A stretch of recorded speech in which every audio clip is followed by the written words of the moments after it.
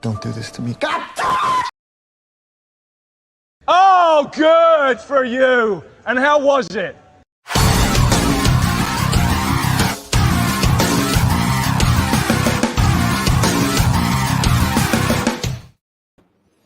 What's happening, guys? Hey, what's going on?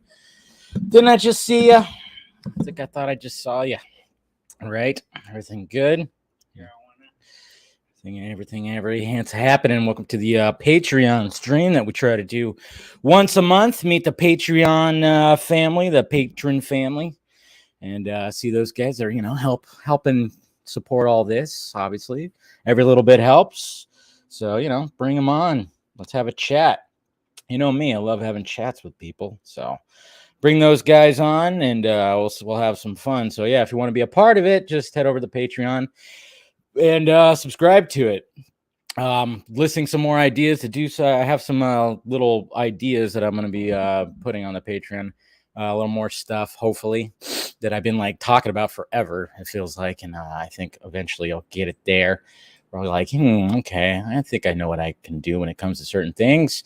Let's see. Evening, Ryan. Good to see you. The Schmoogers. What's going on, Zed? Good to see you. Jason, always good to see you. Tony Movie, Chappie, D9, Blumkamp fan. Good to see you. Tyler, what's up? Jose, cool. Well, I'm sure you'll be joining. Like you think you joined last time, yeah.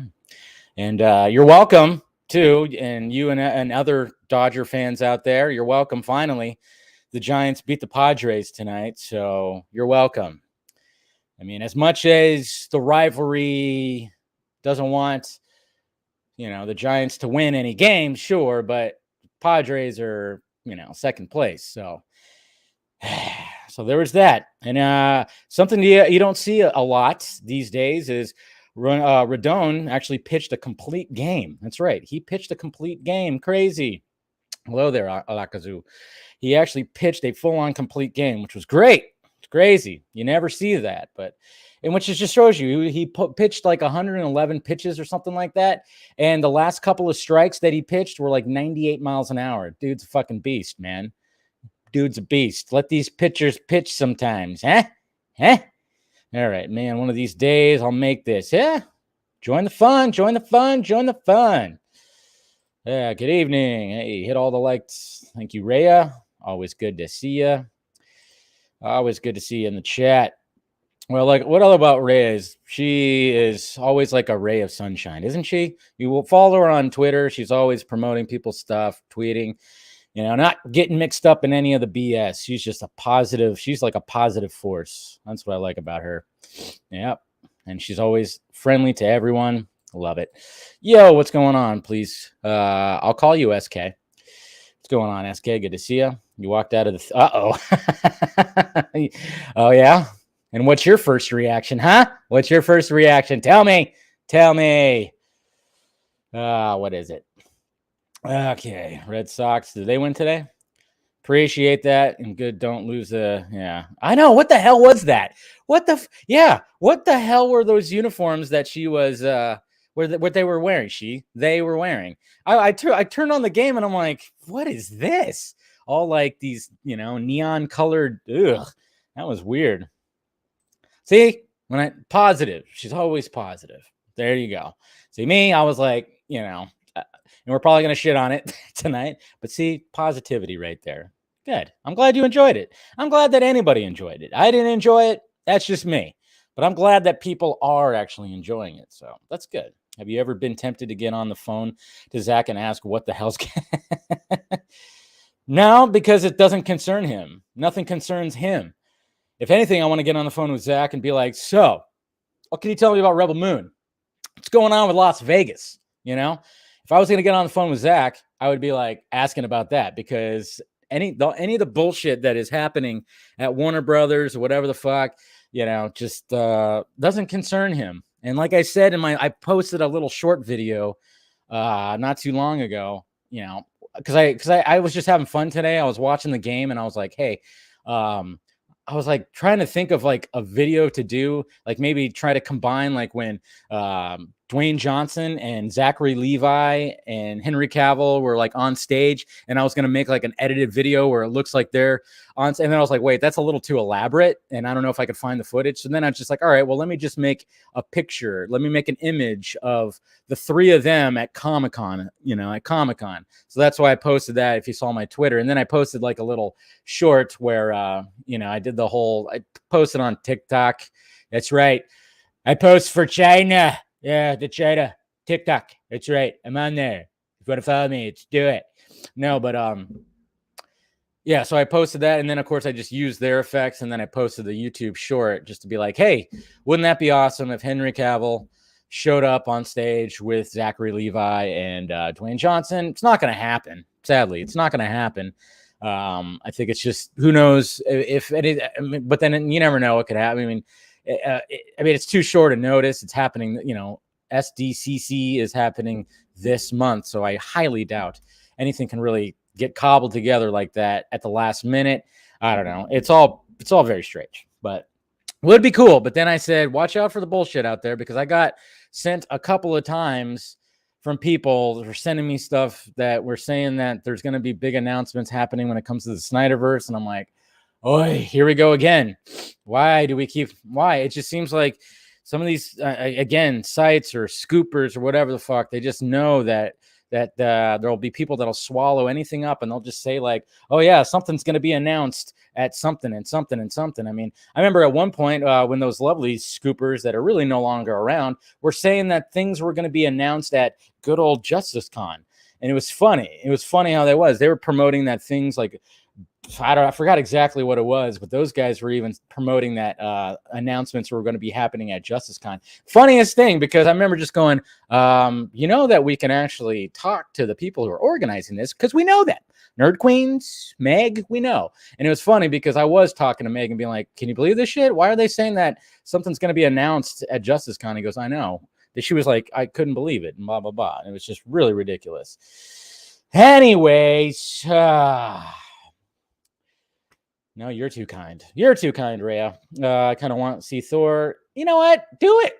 Have fun. Again, you can have fun. It's if you didn't like Ragnarok, maybe you'll like this one better. I don't know, but go have fun. Laugh at it, or with it, whatever, Yeah, so, it's nothing wrong with that. I mean, there's really nothing wrong with that. You might be surprised what I have to say about a certain film. That guy. Yeah, that's one of the guys that that's what sucks too, because he gets a lot of he'll get a lot of clicks. He gets a lot of clicks, but there's a lot of BS that he'll put out there, and that's what gets the clicks. I can't get myself to do anything like that. I could totally just take advantage and just like whatever. I mean, yeah, you want to find a fitting title, of course, to help get your video noticed, but man, they're just guys like that, because he was in bed with Coulter Nerd and Lightcast, so at one point. So it's just crazy. Yeah, I just hate it. I hate it when I see the bullshit. I really do hate seeing the bullshit. All right, patrons, I'm gonna go ahead and post the link for you. What's going on, Space Mutant? Good to see you. Let's see. What is this thing doing? There we go. I'm going to post the link on Patreon right now. So if you're in the top 2 tiers, which I keep on saying I got to adjust that, and I think that I'm going to do that after we're done here, and I need to really adjust my Patreon thing, because, like I said, I've been thinking of some cool ideas that I could probably incorporate with this. But all right, so posting it right meow. Patreon stream link. All right. Join in, motherfuckers. All right. Here we go. And it is sent. Okay. Here we go. Good vibes. All right. So hopefully you guys are having a good night. I just was like, I had a little bit of vodka. But then I'm drinking Modelo Negra. That's right. I'm surprised they're actually that in this crazy, super sensitive society we live in now. I'm surprised that they actually didn't make like them change the name of this. Because it gets a little crazy. I mean, I remember they went after crowns at one point. Remember there was somebody going after the crown, but yeah, because of that. But yes, drinking some Modelo Negra. Jeez, I'm gonna get canceled just for saying the name of a beer, probably. Yeah. That's what's going to happen. All right. Let's see. Got everything going here. All right. Got some people in the back. It's delicious, though. I was like, what do I want to drink tonight? I thought about doing seltzers, but I was like, nah, kind of not in the mood for seltzers, so not doing the seltzer thing. And then I was like, all right, let's do some Modelo. Don't forget, Pat is a what? Who's a pussy? Jeez. And hopefully, guys, if you guys didn't make the vodka stream last night, hopefully you checked it out. That was really fun. Talking to the normies, those guys, it was really cool to chat with them. I always love it because beforehand they're like, hey, can we only do like 45 minutes? It is kind of late. I went, yeah, sure. And then they ended up staying 2 hours. You got to love that. I always love that. I always love it when guests will have be like, hey, I can only be on for a certain amount of time. And then they end up staying longer because they're having a good time. That's the thing. They're having a good time. It's all good. It's all gravy. All right. What's going on, Mr. Eric? Hey, man. How you doing? Good. How you doing? Pretty good. Pretty good. And, from what you were saying about how you've been thinking a little bit about what am I going to do? Well, so was I. And then finally I was realizing, wait a minute. It's July. It's the season. And I've been making this for a long time. Ladies and gentlemen, the Chick-fil-A peach milkshake. Okay. I had Chick-fil-A today. And when I ordered online, I was tempted because I hear it's amazing, right? It's supposed to be like one of the best shakes. Oh, yeah. Because you remember I've been promoting this in the chat for the Patreon. Yes.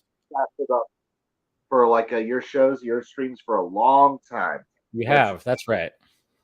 It's only available July and August, and it is that good. I remember when I didn't even know that. I didn't know it was like a limited thing. No wonder it was like right on the front page, because when I pulled up the web page and pulled up the menu, it was like right at the top, like, hey, the peach milkshake. And I was like, so tempted. But I was like, I wasn't in the mood for a shake. I just wanted some chicken sandwiches. So whether you're in the mood or not, I mean, there's also in July and August, there's also a peach tea, because they're really good with their teas, and they have this you can buy in these jugs this it's called they call it Sunshine or Sunrise or whatever, but it's an Arnold Palmer, but Arnold Palmer, like, the name is kind of is copyrighted, so they can't call it that. So it's like sweet tea and lemonade. I mean, that's pretty good. But also in July and August, there's a peach sweet tea, so you can get that. Yeah, I'm gonna have to try it. I'm probably gonna have to. Before you said it's only in July and August, right? Mm-hmm. Okay, yep. I'll have to try it before it goes away. Yeah, absolutely. Yeah, because I remember you kept talking about it. So yeah. Also, you may have noticed today I was hyping a little bit. I says, okay, for the past 2 Patreon streams, what did I bring on? I had I had gross stuff, and then I had Soylent Green. So why don't I do something not so controversial? Or at least it shouldn't be. But no, it's not controversial. I think the only controversy is, when people that talk about Chick-fil-A and their beliefs, which I don't even know what that is. I'm like, don't get political with Chick-fil-A. It's great chicken sandwiches. Shut up. You know what the irony of that is? Look, they want to say, oh, the CEO of Chick-fil-A, because he's a Christian, he must be homophobic and all that. Do you have any idea how many gay employees Chick-fil-A has? Oh yeah, all the time, and they're the nicest people in the world too. Chick-fil-A has the nicest. The guy that handled my food today was like they're just so freaking. You walk in there, it's just a positive vibe. It's always a positive vibe, no matter what. I was just like, when I was standing there waiting, I'm like, man, they really have it nailed down here at Chick-fil-A, because not only do they get the drive-through up, really they that drive-through goes quick if you do that, but they always just like everybody's always just super fucking nice, super nice, no matter who they are. It's just they just know they if you get that nice vibe out there, you're gonna get some good service. So what's going on, Rhea? Good evening. Long time no see, y'all. It's been a little bit. Yeah, there you go. Yeah, we gotta get that mic closer. It's like, how you doing tonight?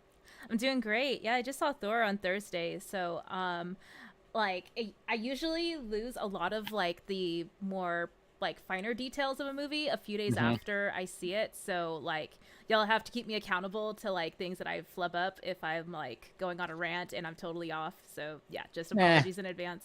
Nah, no big deal. I mean, yeah, that's gonna happen. It's gonna happen where, yeah, I saw it Thursday also, and there's things I'm like, wait, did that? I can't remember a certain, yeah. So I'll flub up too. Don't worry. And then we got what is it? Tanashi's bitch. I always say her name wrong. I'm sorry, Jacob. Yeah, but welcome, man. That hair's getting bigger. Yeah. Actually, like I cut it on the sides because but you kept the top. But I want it long still, so I just had to keep the top, and I think it does kind of look kind of ridiculous. So still, unfortunately, that looks good, dude. I like it.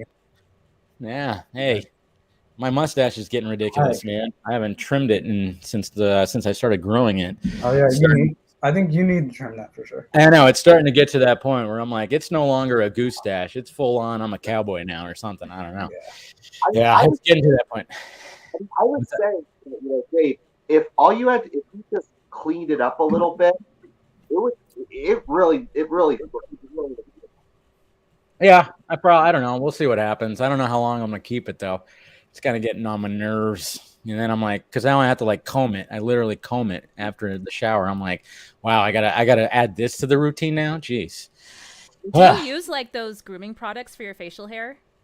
No, I mean a little bit when like if I ever have any facial hair, I have like some special buzzers or whatever, and then I have like a little comb, and that's pretty much it. I don't do anything else to it, but just the comb or the buzzers. Nothing much more than that. Probably should do something like that, but so we could talk about Thor. Jacob, did you see Thor? I did see, yeah. Okay, Eric, did you see Thor? Yeah, I saw it Thursday night. Okay, so let's go around the horn here. We already know that Rhea enjoyed it. Eric, your thoughts?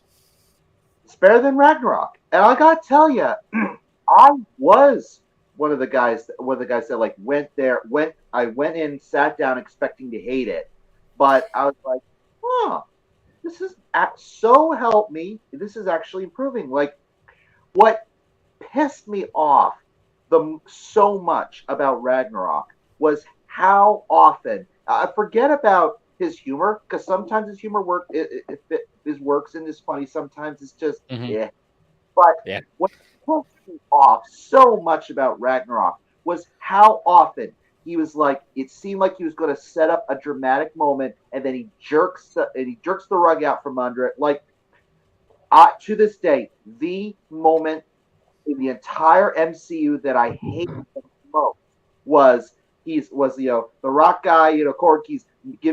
They're looking at Asgard being blown up, and he says, "Don't worry, the foundations were strong," but and and then it blows up. Nope, sorry, foundation's gone. Yeah. Why? Yeah. And then it's kind of funny. It's funny too how Ragnarok then leads into the beginning of Infinity War, and it's like super dramatic. It's like, whoa, that's a shift. It just goes from like that to, oh yeah, but here we go, and then we follow it up, and yeah.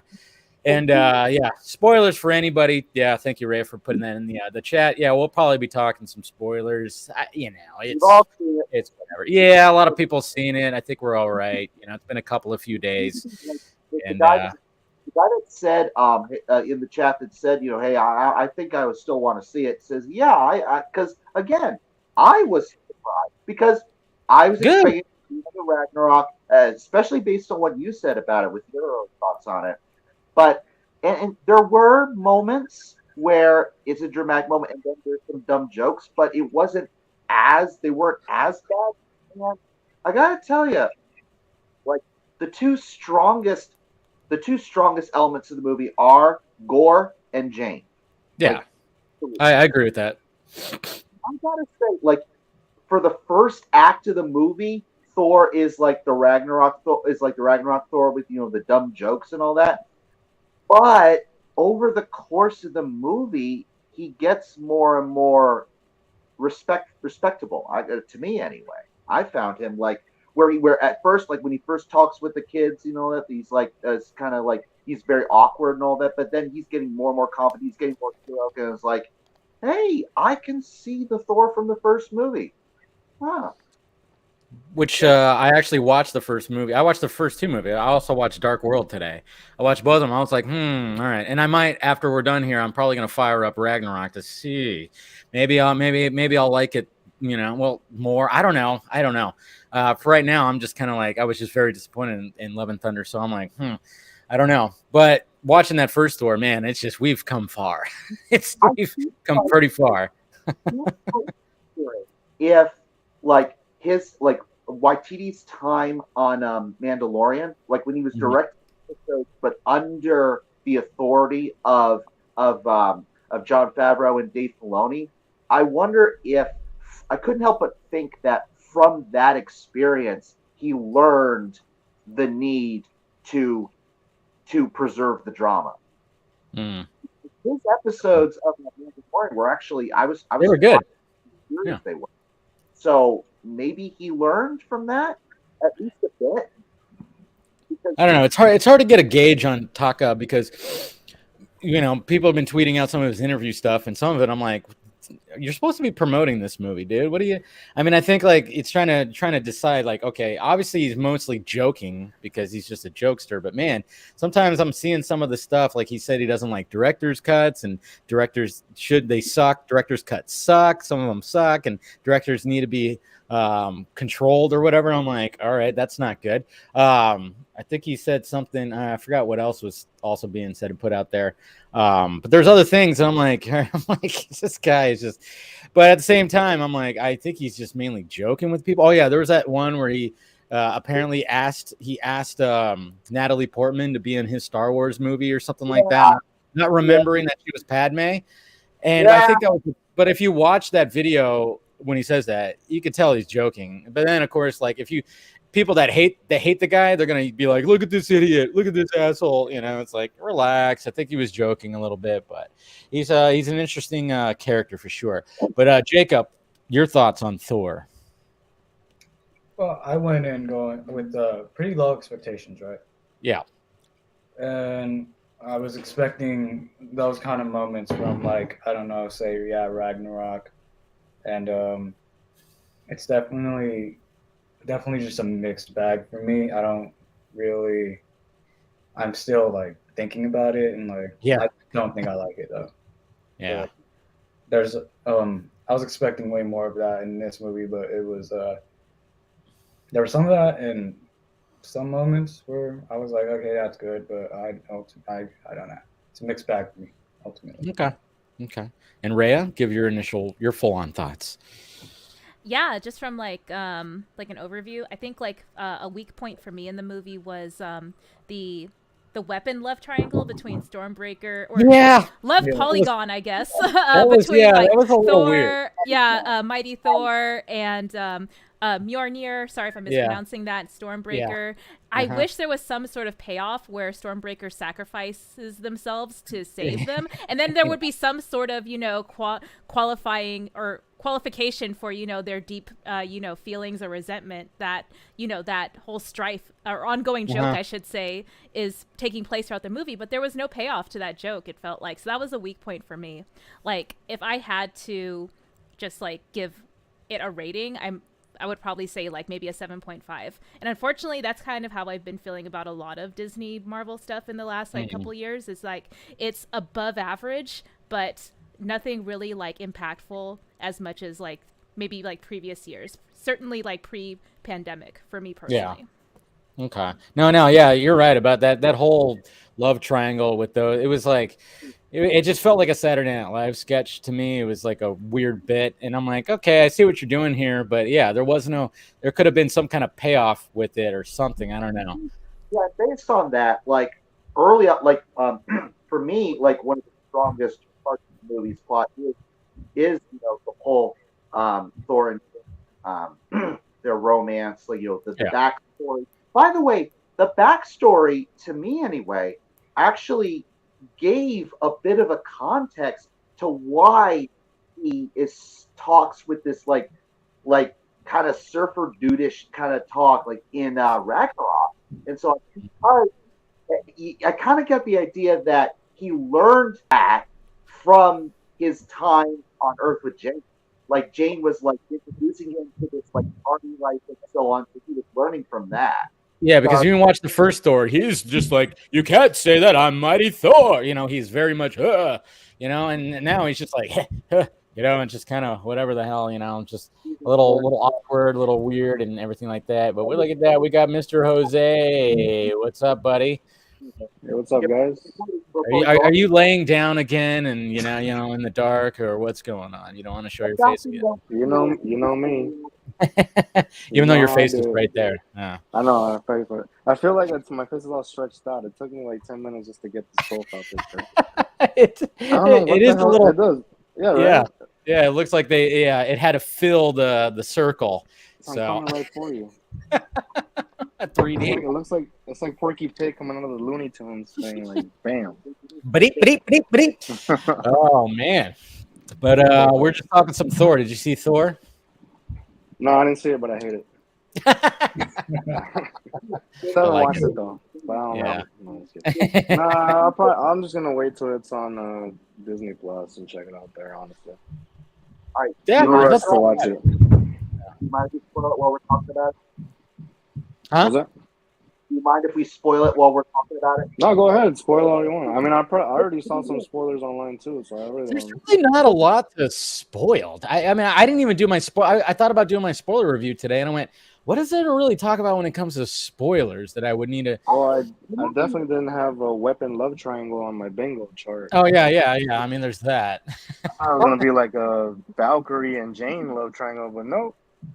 I was totally expecting that too. Like going into the movie, I thought that there would be some sort of like bi polyamory happening, which I was pretty, juiced to see. But unfortunately, that didn't, happen either. There was no payoff to that expectation either.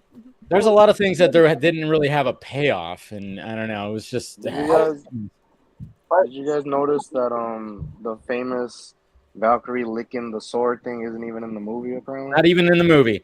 Which I'm like, God damn it, that's hot. They sure know how to bait you, don't they? Oh, they do. Not even in the movie. And then there's a thing that's weird when it comes to her character.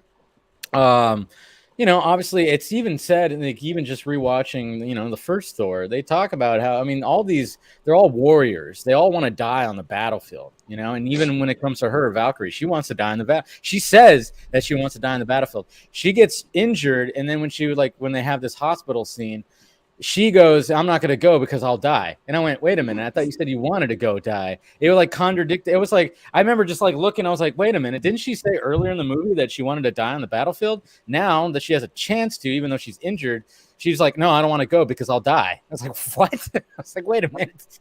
What funny joke. Yeah. Sorry, go ahead, Eric. Going back to the weapons for a little bit, and I was trying to get at that.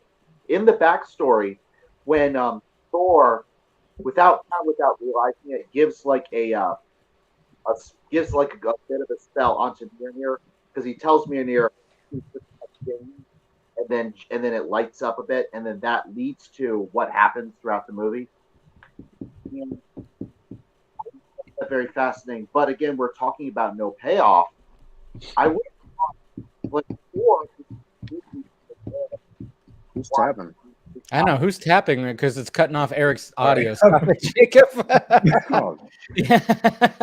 Anything that happens is Jacob. I know. I was like, he's trying to stay awake because last time. Yeah, he's trying to stay awake. I was muting my mic to see if it was me. But... No, it wasn't you. I was like, I heard it too. I was like, is that Jose? Because then it ends up cutting off Eric's audio a little bit. Anyway, sorry. Go ahead, Eric. Keep going. Everyone can hear what I say. Everyone could hear what I was saying until Jose joined. I'm just saying. It's all Jose's. That's the effect I have on the stream. Yeah. So the whole thing is like with Mjolnir and Jane is that Thor in the backstory tells Mjolnir like always protect her, and then Yeah. but the thing is, throughout for the rest of the movie, Thor has no idea. Like he doesn't remember that. It never occurs to him. Maybe that's what happened. He asks. He's like wondering why it's connected to her in some way, and it's like, well, we the audience know. It's like I don't know. That's interesting. But it did feel like when it came to her getting, when she sees it and then she visits New Asgard and then does the whole thing where it's like she gets all like it starts kind of like taking and transforming her. That just seemed like that should have been a lot more of a scene, but it was like done. It's just like you just see like it's starting to happen and then all of a sudden it's done. And I remember even somebody was passing it around. I think I saw it today or yesterday on the timeline. It's like they filmed like a whole little sequence where she was like lifted up in the air and it was all, you had like these guys dressed up in like blue, that were like holding the harness and doing all this stuff. And I'm like, yeah, that wasn't there. They cut that shit short. I'm like, Jesus Christ. They were really going, hey, 2 hours. It was like the Sujihara Justice League, like, hey, 2 hours. You have 2 hours, cut it down to 2 hours. And I'm like, yeah, I hate that because I probably would have enjoyed it more if some of these scenes actually didn't get hacked up like they did. Where do you think they are, WB? Right. Marvel is not afraid of long superhero films. How long is Endgame? Oh, yeah. But I mean, that's Endgame, though. I mean, it seems like they knew, like, all right, this is Thor's the fourth Thor movie. It's gonna be goofy. Just get it down to 2 hours. Let's make it as quick as possible. Let's go.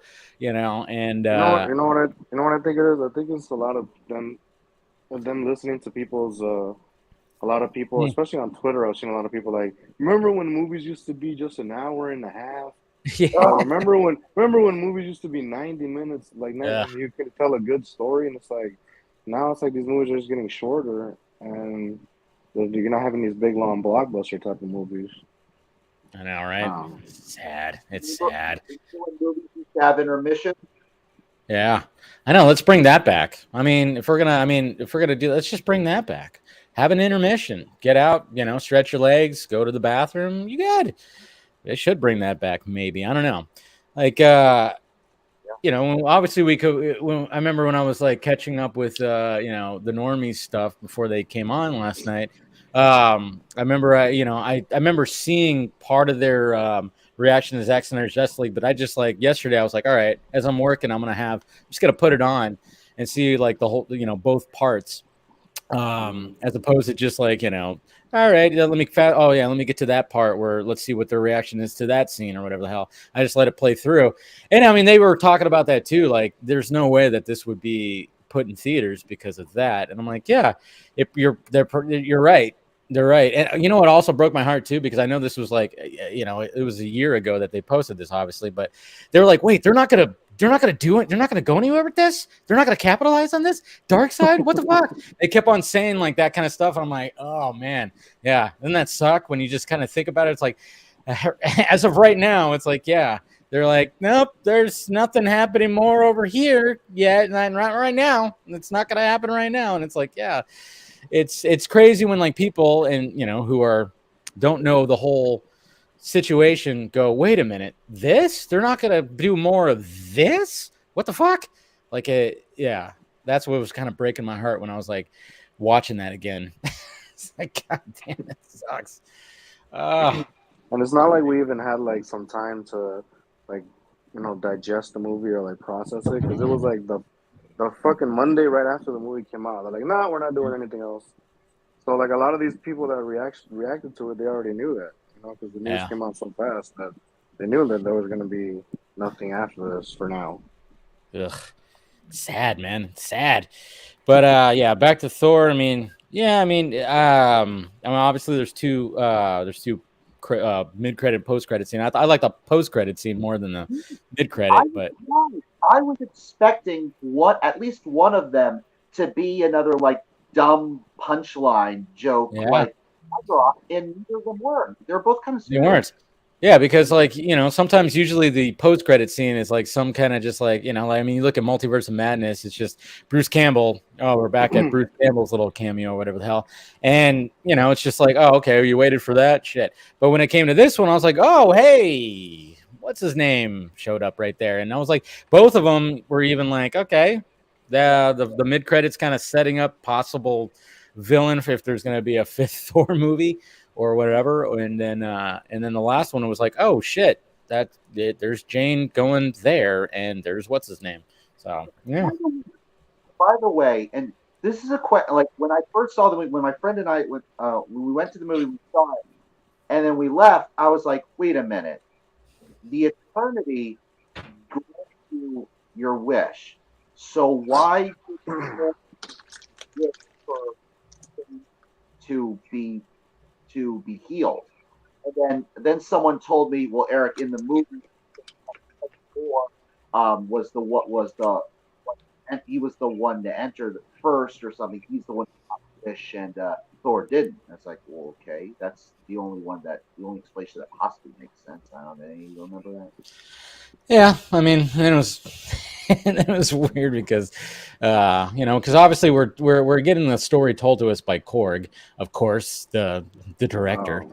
Yeah. But it's like the whole sequence. I'm wondering, like Thor, why not just wish for her to be healed? Can't you wish for her to be healed? Now maybe I missed the line, but yeah, I probably missed that too because that does you think that would be the case, but then he got his daughter back, and then so now Thor is taking care of his daughter. I don't know.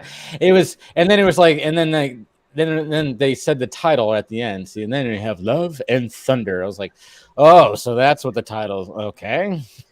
And then another Guns N' Roses song. I was like, okay, don't get me wrong, I like Guns N' Roses, but man, can we have a little? I mean, at least they had I think they had what was that Dio? one song? Dio. There you go. Thank you. Yeah, at least they had that song. I was like, okay, cool. It wasn't just all GNR. I'm like, man, is there any other band they're going to be using here? Can we, we have some other rock songs. But yeah, we do get a Dio song at least. One thing I did notice in that white heavenly space, I think it's called Eternity, there was this silhouette into the universe that was shaped, I think it was possibly shaped like Galactus. I could be wrong. Yes, you're right. Yeah, there was when Gore was like right there, and you see the shape, and it's just like a cosmic whatever. It very much looked like one of the going back to Eternals. What do they call those guys? The what? Celestials. Celestials. There you go. Yeah. So there was that, and I mean, if that's what they were kind of hinting at, cool. But that was my thought too. I went, yeah, looks relatively like those guys or Galactus or whatever. Have you guys found it kind of interesting that all these movies from this phase, like the post-credit scenes, aren't really teasing something big? It's just mainly for that movie, whatever movie it is. Which is kind of. I understand it though, because I mean, when it came to the Infinity Saga, they knew where they had to go with it. They were like, all right, we have to establish all this, and you have the Infinity Stones, and we have all these different, like I said, it was just like one long branch that had little leaves that were all coming off of that branch. I think right now they're kind of going, all right, that's all done. So now it's just like, okay, I mean, I guess we'll find out more of what's going to be happening at Comic-Con. Obviously, they're supposed to have a big, huge panel.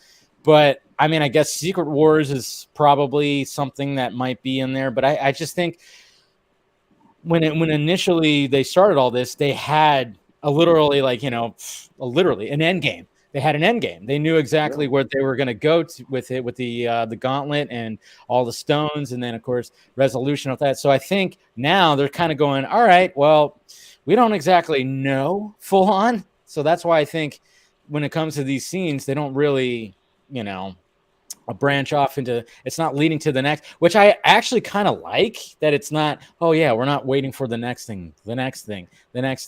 I'm kind of, anytime that I'm seeing these movies now, I'm going, all right, what are they going to show me? I don't know what it's going to be, and if it's going to be any relative to anything.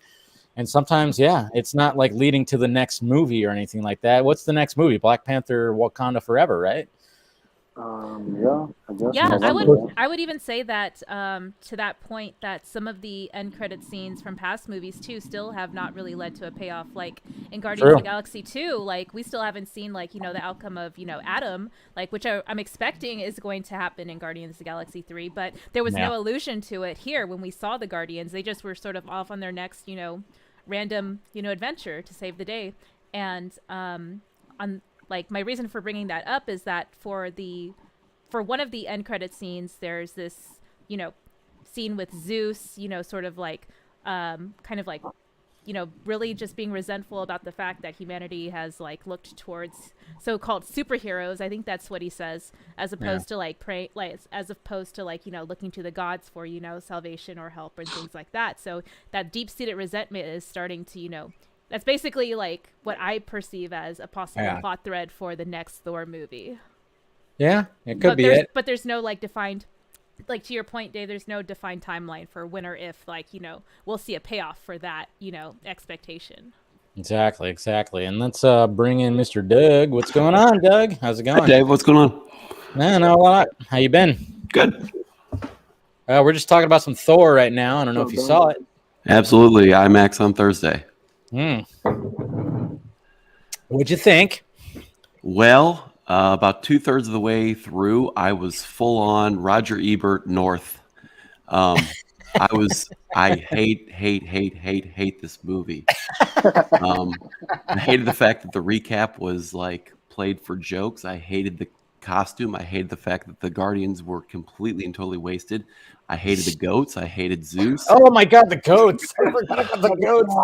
I tried to block that out of my head because I was like, all right, did Taika really incorporate like, because I was remembering that video of that goat, that screaming goat. Didn't that come out like 5 years ago? And he was like, you know what? We're gonna have these space goats that are gonna be they're gonna be gifted to Thor, and they're gonna be screaming like this goat. Like every time you see them, and it was just kind of going, oh man, all right. Yeah, like every time you had to fucking scream every time. They were beating you over the head with the goats. Oh man, I can understand like one time. Yeah, exactly, just like that. I can understand one time, but then it was like, all right, every time we're just gonna get these goats screaming their balls off. All right. Yeah, and so and then I hated that they rushed the reintroduction of Jane. And then, a lot of people have said kind of the common criticism of comic book movies is like, oh, it falls apart in the third act. And like, this was the complete opposite. The first and second it got better, right? The third act was actually pretty strong. I did not care about the first and second act. And then when they get to the Shadow Realm, it's like, okay, there's some really good cinematography there with black and white and color, which I thought was really cool. And then you get the Jane stuff, and that starts hitting a little bit harder. Valkyrie plays a little bit more of a role. And then, like, best scene, bar none, November Rain. I'm a child of the 90s, so, like, really good use of that. And it was just like, it was the third act, and then Gort was great. Christian Bale's great. But the third act bolstered a really weak setup to that. And it was just so disappointing because the expectations were so high because of the cast and the crew, and the execution was so much lower than I expected. So that's it. By the way, speaking of the Shadow Realm, darned if that whole action sequence in the Shadow Realm was not, for me anyway, pure 100% Zack Snyder's The Blueprint. It could have been, right? When it comes to the colors and stuff, But I felt like Taika Waititi maybe more Robert Rodriguez Sin City-esque, had a little bit of that, like the style of the fights, the jumping and all that. He was trying. It felt like that's black and white, but kind of colorish, especially when Thor and Jane are winning. You start to see more color going around them. Yeah. No, it was. I didn't mind the final battle. I mean, to me, it was like the movie just didn't feel as cinematic as I would want it to feel. I don't know. Like, again, I'd have to watch Ragnarok again because I just felt Ragnarok was more consistent, even though I don't like it that much, but it had a consistency. This one, there's a lot of just like, and what Doug said, the first two acts, sometimes it just feels like a big, long Saturday Night Live sketch or something like that. And, I'm not saying it's all bad in there. There's still good moments in there, sure. But then it gets that final act, and when you're in the shadow realm, and that's where it's like, oh, okay, cool. I like the colors and some of the cinematography and a lot of the battling. And then, Christian Bale does what he can with the script. He did. And he, it's even when it starts off, when you see him in the opening scene with his daughter, it's a good scene. I actually think that's a really strong scene. And Bale really nails that scene. But sometimes there was like one particular scene with the kids where I was like, man, he's having some fun, but some of this dialogue is, man, somebody needed to punch up this dialogue because I just don't know about this dialogue right here. It was like, oof. But what can he do? Of course, Natalie was also like doing her best with it too. Oh yeah. But it's funny, like going back and rewatching the first two, I'm like, all right. So I know Thor: The Dark World gets a lot of hate, and it's not strong. There's things when I was watching it again, I'm like, oh yeah, that's in this. Oh yeah, there's some weird shit in there where I'm like, okay, and oh yeah, Darcy, she's even like twice as annoying as she was in the first one. Sweet, which is funny because when Darcy, I liked her in WandaVision. I did. I liked her in WandaVision. I don't know why. I was like, oh yeah, all right. They didn't have her like, when Thor: The Dark World, I mean, she literally just bombards Jane when she's on a date. And it's like, oh, you're doing that bit where the character doesn't know that they're on a date and she's just saying very inappropriate things in front of, and it was just like, wow, that was like, yeah, this scene is really bad. And they could have reintroduced Jane without this awkward little thing here that was like this whole little subplot of this dude that wanted to date Jane. I'm like, this thing just needed to be totally removed from that. Man, I did it. Thor 2 was such a missed opportunity, and we've talked about this ever since we learned about what the original plan was, that like Patty Jenkins was going to do Thor 2. True. She Yeah. wanted it to be, look, she was taking a cue from Kenneth Branagh with the first one, because Kenneth Branagh he's a Shakespearean director, Shakespearean actor. He was doing some Shakespeare with the first one, so she wanted to see that and want to focus on the Thor and Jane relationship. And Natalie Portman was really excited about that, but then the Marvel, like whether it was Feige or the other guy, like said, no, we don't want to do that. We want to be more like a Thor Loki. So they did it in the movie, and then you could definitely see that, like rewatching it. But I always said, like, I always thought the final little battle between him and the main dark elf, I always forget his name. But when they're like fighting and they're like literally transporting to all the different realms during the fight, I thought that was kind of cool. Like, I always thought that was pretty strong. The very fact that that you said I was like, to me, that's how I viewed the movie. Not that it was awful. It's not that it was too dark. It's just that it's so forgettable. It is forgettable. It is definitely forgettable. But we got Mr. Carey joining in right now. What's up, sir?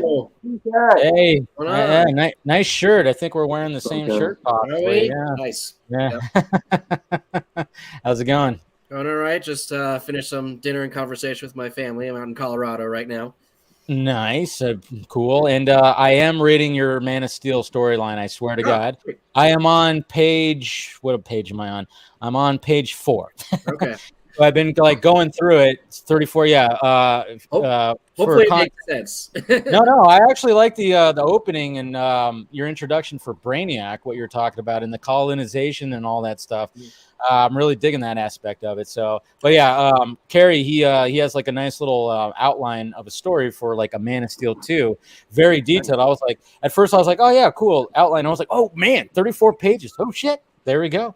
So he's got a lot of detail on this. So yeah, I'll try to finish that up this weekend, man, and I'll give you my 2 cents on that. But I like how I do like what you were saying about Brainiac and establishing him and his motivations. I like what you had to say right there when it comes to his motivations. I mean, my mentality behind that, without going into too much of it, is like I just was trying to think of like, I just feel like from Man of Steel, and I know this derails from what you guys were talking about, but no, go ahead.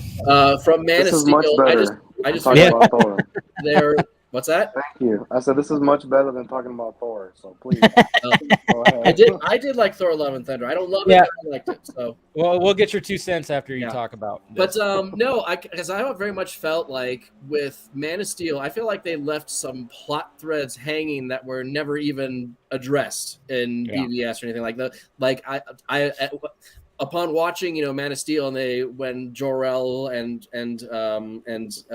Zod, give the various explanations of the Kryptonian colonies that they set up.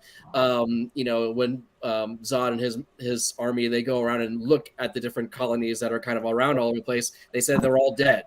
They've all just withered and died. And I've always kind of wondered, I wonder if there's a bigger story behind that. I wonder if there's a bigger reason why they all failed. Like, is it the world engines were faulty? Is there some other thing that happened in the wake of Krypton's? They say separated from Krypton, but I'm like, but if they were self-sustaining, then self-efficient, then why, so. It's a good point. Like when you said that too, because you bring that up in the in some of the bullet points that the world chain, the world machines, are they actually? Even when it comes to when it was happening on Earth, you're essentially just destroying so many things. It's like they're doing more bad than good. Yep. And so bringing up that point, and then I like how you said Brainiac. It's not just an intellectual thing. It's it's looking at the Kryptonians and even maybe even the human race or something like that. Is just looking at the bad side. You're really if they do a Brainiac, there's so much there, because just going by his character and it can't just be oh, this guy is bad and he looks creepy and it's whatever. You really gotta, what's the backstory of this? Why does he feel this way when it comes to certain races of of these planets? So no, and you can go with it. I feel like you can go with the Collector of Worlds angle, which has been done in the comics and animation and everything like that, and that's fine. But I always felt like there's a way to tie this into what was set up in Man of Steel that I felt like has yet to be tapped. So that was a lot of where that came from. Or even, if sort of to say what if there was kind of a negative side to Kryptonians' colonization efforts, and Brainiac is the result of that, so. No. Okay. Yeah, but I'll try to finish it tomorrow, and I'll give my 2 cents. But as of right now, I'm digging it. What are you gonna say, Eric? Carrie, did you write Brainiac with the idea of of any actors that you would imagine playing him, or what? No, I didn't have an actor in mind necessarily. Just kind of a deep voice in general. I'll say this: I took. If you look at the Superman Unbound animated movie, and now it's John Noble is the voice for it, I'm kind of using that as a baseline. Because ever since Star Trek Into Darkness, I thought that it would be cool to have Benedict Cumberbatch as Brainiac. Mm-hmm. A lot of people fan cast him. Yeah, because the scene where Khan reveals himself to Kirk, he says who he is. That was much how I would imagine Brainiac introducing himself to Clark, to a Superman, to Cal. And Lois and whoever. In my mind, he would be an awesome actor for that, and he's no stranger to doing performance capture animation. But in my mind, the way I'm visualizing in this story is I want it to be big. If you look at the Jeff Johns, Gary Frank, Superman Brainiac storyline, he's Brainiac is massive. He's a similar size to Thanos. So I would want him to be that physically imposing to Superman. So if you were, if they were to go with Benedict Cumberbatch, I would want them to do. You know what? Say Zach was gonna do if he had any idea of doing a Brainiac, I'd almost like how he put Xerxes on in 300. He's not huge, but he's tall. He's a big dude, but he's a little skinny. I can actually see a something like that. When it comes to a Brainiac or something where it's not like he's thick. He's not thick like people were saying for Thanos with 2 C's. No, but he's big. He's big and lengthy. Yeah. The other thing I included in there, which you probably haven't gotten to yet, but there is a if you ever remember, if any of you guys read when the New 52 relaunch happened and Grant Morrison was doing his run on Action Comics, and when he introduced Brainiac, he had him as a very insect-like centipede, almost like kind of version of the character. And so I think even Tim Burton, I threw an element of that in there. I think Tim Burton actually had that aspect when his version of it. Did he? Tim Burton Yeah. in Lives. Superman Lives. That was Tim Burton's vision of Brainiac with the sketches. That he could walk around, but also like his head could attach, and there's like a spider, like Oh, that'd be a cool little aspect of it too. Yeah. No, to incorporate that, like that would make. I mean, you have to make Brainiac. I mean, he's already gonna. I mean, he's already creepy enough, but make him even creepier. Why not? So Brainiac, I like that. Or does Brainiac have multiple drones at his disposal? That too. Were we gonna say, Jose? I'm saying that Brainiac can just put himself into like anything technology, so like a USB. Yeah, like if he has full control of everything happening in his own ship, who's to say that he has to reveal his own body to Superman right away? No, he could. I was gonna ask you, Carrie. Would it be a spoiler for you to tell us like his origin? Because clearly his origin's not gonna be like. There's no mention of him at all in Man of Steel. Right. And I grew up on the animated series, and Brainiac was on Krypton. Right. And he knew that Krypton was gonna be destroyed. He does have a little bit of an origin, right? Like from the first couple of. Yeah. He's still from the planet Kolu, which I believe is his origin in the comics. Mm-hmm. But he is a outcome of the Kryptonians' colonization efforts. Great. Without going into too much detail. Do you have any idea like as the origin of his name? Because look, Brainiac, if you look at it, is like, well, that's a English kind of name. But I was thinking of, if I were to do it, that Brainiac is sort of an English of something like Brainiac or something like that. I hadn't thought that in depth. Wow, how'd you come up with that? Yes, I like it. I hadn't thought of that, but I've also tried to approach it more from the angle of less of how does Brainiac think of himself, and more how is he perceived by. Okay, so here's an example. In my story, I do introduce Supergirl in a more conventional way. Again, it's not that like watch Superman Unbound. It's really, really similar. It's almost taken more or less from that, or even like from when it was like the Superman, Batman comic run that Jeff Loeb did, where they introduced her, where she is coming in her own rocket long after Superman's been on Earth and everything like that. So, but instead of her being from Krypton, well, she was born on Krypton.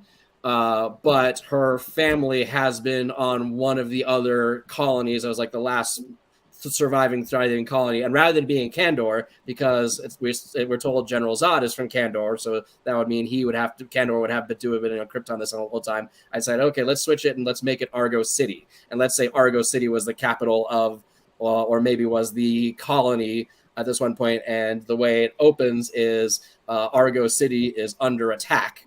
And I wrote it in a way to try and mirror the opening of Man of Steel with Zod's attack and things like that. So super sci-fi, action-y. But it's like everyone else is trying to figure out, like, who is this creature that's this giant skull ship in the sky? So Brainiac is written much from the angle of how does everyone else perceive him as opposed to how he thinks of himself. By the way, the whole idea of Kara, I assume it's Kara, then Kara Zor-El, coming from one of the colonies as opposed to Krypton, makes a whole lot more sense, because the classical origin story from her was something along the lines of she was launched earlier than Kal-El, but for some reason,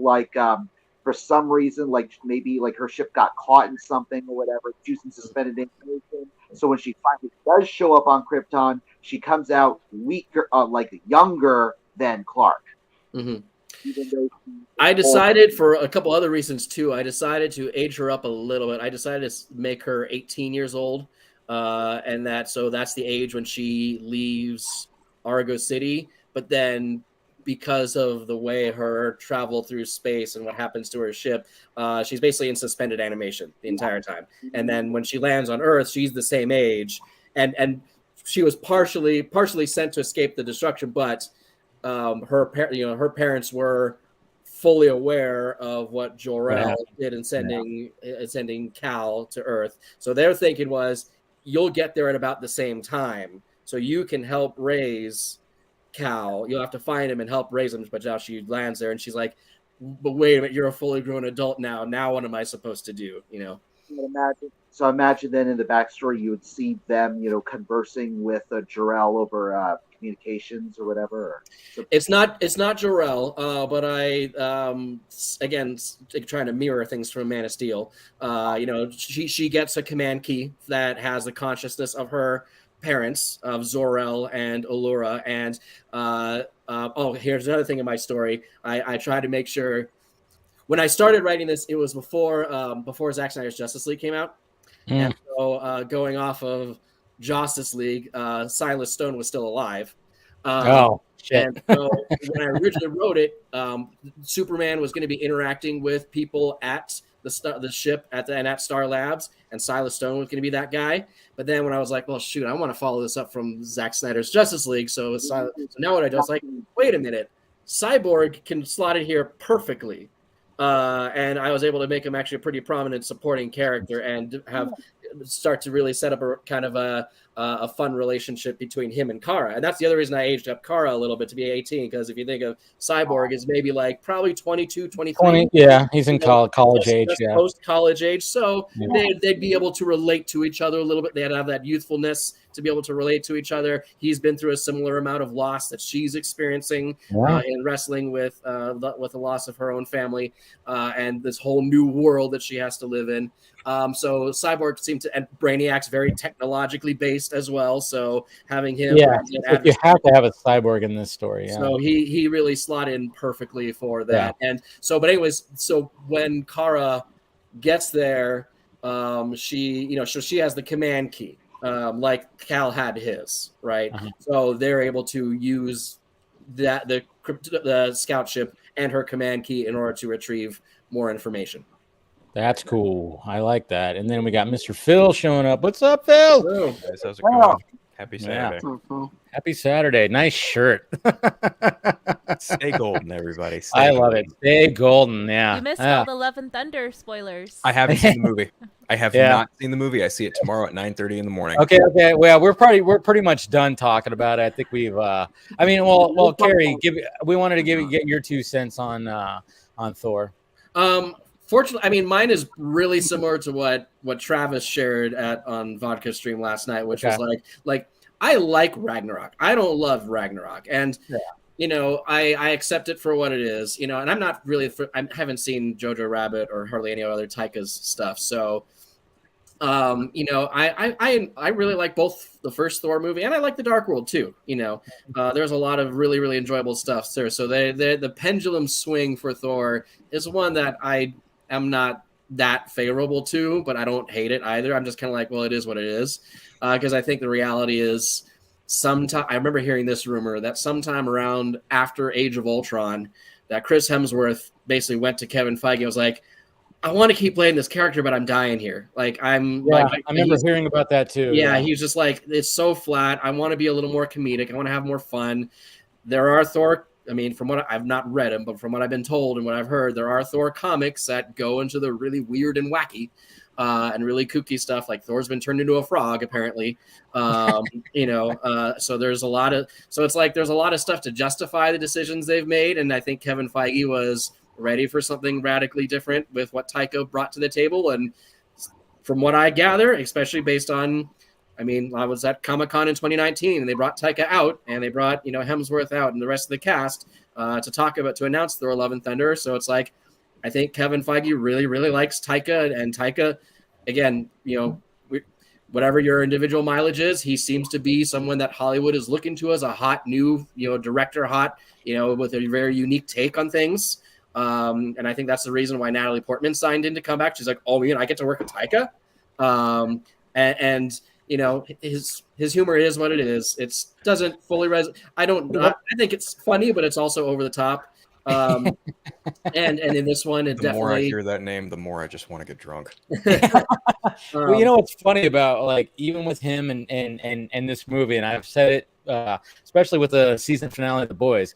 I mean, this. Just watching him and even watching the movies, I'm like, man, it's like this takes place in that universe. Like if we were to see like a superhero, that's what it feels like to me. Like even just the way that when you see him in interviews and how like he jokes around and stuff like that, I'm like, I almost go, is he like is he doing an act? Or I mean, I know he's just a goofy dude. It's just always. I think he's just a really goofy dude. Like he's really goofy dude. Yeah. I think he doesn't. I think he takes the piss out of everything by being silly about everything. Which again, if that's not your flavor, that's not your flavor. It's not even really mine. I'm just saying it doesn't turn me off as much as other people's other folks does. So, but I liked it. I mean, I still think it has a ton of heart. And I think all the stuff around Jane Foster, I think is pretty much perfect. And I think the scenes between Hemsworth and Natalie Portman are all great. And they're a connection with each other. Christian Bale as Gore the God Butcher is a really, really well done, and he brings not the full balance that's needed for the zaniness that Taika brings, but it's something. Yeah. And every time that you have Thor and Thor, Natalie, Jane Foster, and even Valkyrie, even the times you have them fighting Gore and his minions, it's done for the most part pretty serious, I feel like. I think the action is pretty solidly done, and the action isn't overly joke. The majority of the jokiness in terms of action seems to happen in the first third, I think, and then it kind of backpedals off that. But so that's like the in between moments. So I personally disagree with. I know Dave, and I think someone else I saw online said this. Like they made Thor kind of a buffoon, an idiot. I'm like, I don't think he's an idiot because I don't think he would make some of the choices he would make later on and figures out how to find Gore if he weren't an idiot. Okay. So, but then you got that scene in in New Asgard when they're fighting, and then Jane, and just the way he says it, he's like Jane, like a little bit of an idiot. I'm like, don't say it like that. I mean, there's some things. I think it's just genuine shock. It's just genuine shocking to see her with Mjolnir too. That scene is in the trailers, right? And his helmet looks fucking terrible. It looks so bad. It's interesting. He's like, Jane? Yeah, I know. The way that he says that too is like, ugh. It's like looking at a bobblehead come to life. Like, what the hell?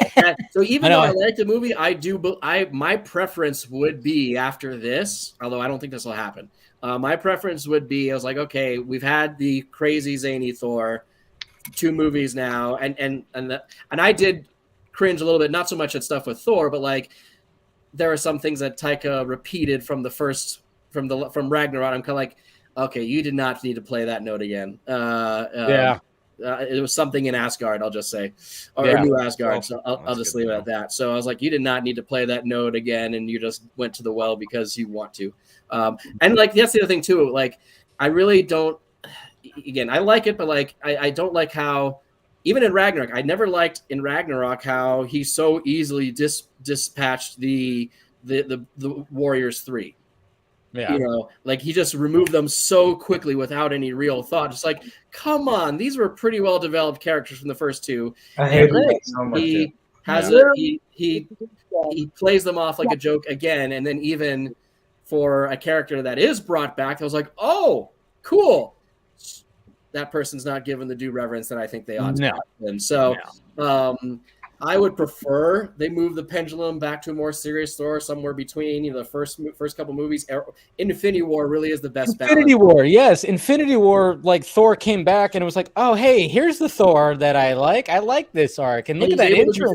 He's able to be funny and serious at the same time. Exactly. So I thought the Russos did a good balance with Infinity War, and then all of a sudden they made Fat Thor, and I was like, okay, now we're going this way again. I bought the character arc, but I totally I do think it should go back. I just don't think it will, as long as if this movie makes a lot of money. Which it will. I think Feige likes Taika. Chris Hemsworth obviously loves playing Thor with Taika, so he's going to just do whatever he thinks Taika thinks is best. Yeah. So that's I think that's the reality, unfortunately. So yeah, it is, and it's fine if people enjoy it. Fine, that's fine. It's not for me exactly, but thank you, Mike, for the $1.99. It feels like it is not. I mean, to me, it's right down the middle. It's a good movie. It's not great or amazing. It's certainly not the best up there by any stretch. Oh, my expectations have been middled. I'm not expecting much, if anything at all, when I go see this movie tomorrow morning. So you might, you might walk out and be like, you know what, that wasn't as bad. So maybe that'll be the case, and we'll see. What, Eric? Yeah, that's what happened with me again. Like I went in that movie I sat down in the theater expecting to hate it, and I went. Yeah. There you go. The thing with Taika is that he's one of those dudes he's always on. Yeah. He's like one of those like Ryan Reynolds, so they always got to be funny, but Taika just takes it to like other levels with it. Mm-hmm. And he just because he trolls hard and he pisses people off. I think every interview he's done in the press tour has been just nothing but trolling. Speaking of that, you guys saw what the big headline was, or yesterday or today, when it came to Taika? No. Is it about Star Wars, or what is it about director's cuts? About director's cuts. Oh yeah. We talked about that before you joined, and I was just kind of saying, like, I'm kind of wondering, like, what are you trying to do here? When it comes to your interviews, I'm like, do I take this seriously? Yeah, he's totally trolling.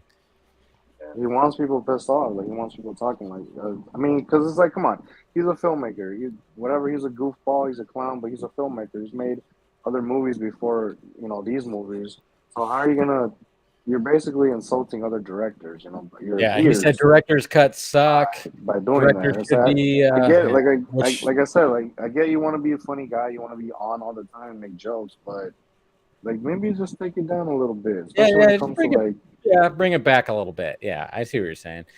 But I will say when Ryan Reynolds did that thing like where Deadpool and Korg reviewed, that was cool. Mm-hmm. That was cool. Funny. But Ryan Reynolds knows how to market shit. Like that guy's perfect at marketing. Yeah, the two play off each other so well. They do. So, and they'll probably have something. There'll probably be another crossover when it comes to that when Deadpool is officially in the MCU now. But let's transition from Thor, Love and Blunder, as I put it. Let's talk about Comic-Con. So let's talk about. Obviously, that's in a few weeks. 2 weeks. 2 weeks. No. I wish so much that we had heard the news story that yes, DC will be at Comic-Con this year, and so I wish we heard that a while ago because it would have given me time to do it. Okay, let's do Project Comic-Con 2.0. Well, you know what? What was funny about that was we, I think I was going to I think I maybe commented about that last night. Who knows? Where it was just like, or maybe I didn't. I was just thinking about it was, man, I was like, when there was like the news that, DC is not going to have anything there and blah, blah, blah. And people are like, what the fuck? I'm like, are you guys seriously think that there's not going to be any kind of something there? And then sure enough, now there is. From what I gathered is, now with Warner Brothers Discovery and the just pinching every damn penny, it was just that was part of it because it was like, all right, how much are you going to spend? What justify the spending of what's going to be happening at Comic-Con. So I think that's why it took a little bit longer because the merger is still fresh, and you got Zaslav that's going, hey, I'm just trying not to just put money where it's just going to be wasted. Justify Comic-Con, Hall H, and apparently probably Dwayne Johnson was like, hey, and hopefully he has a big, huge plan and it incorporates Shazam. Let's do something with that, Dwayne Johnson. Let's have you and Zachary Levi on the stage together. That'd be sweet. You guys are literally playing the arch enemies of one another. So please have something there. The thing is, I'll tell you exactly what I would have done if we were doing a Project Comic-Con 2 for this year. what I would do. Thank you. I love how he said that. Sorry, he said that. Thank you, Ben. Anyway, what I would do.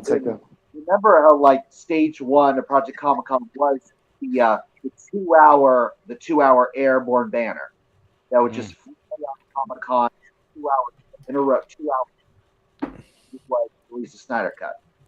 If I were to do it this year, it would have been Henry Cavill's Superman. That would have been cool. Midday around the Comic-Con.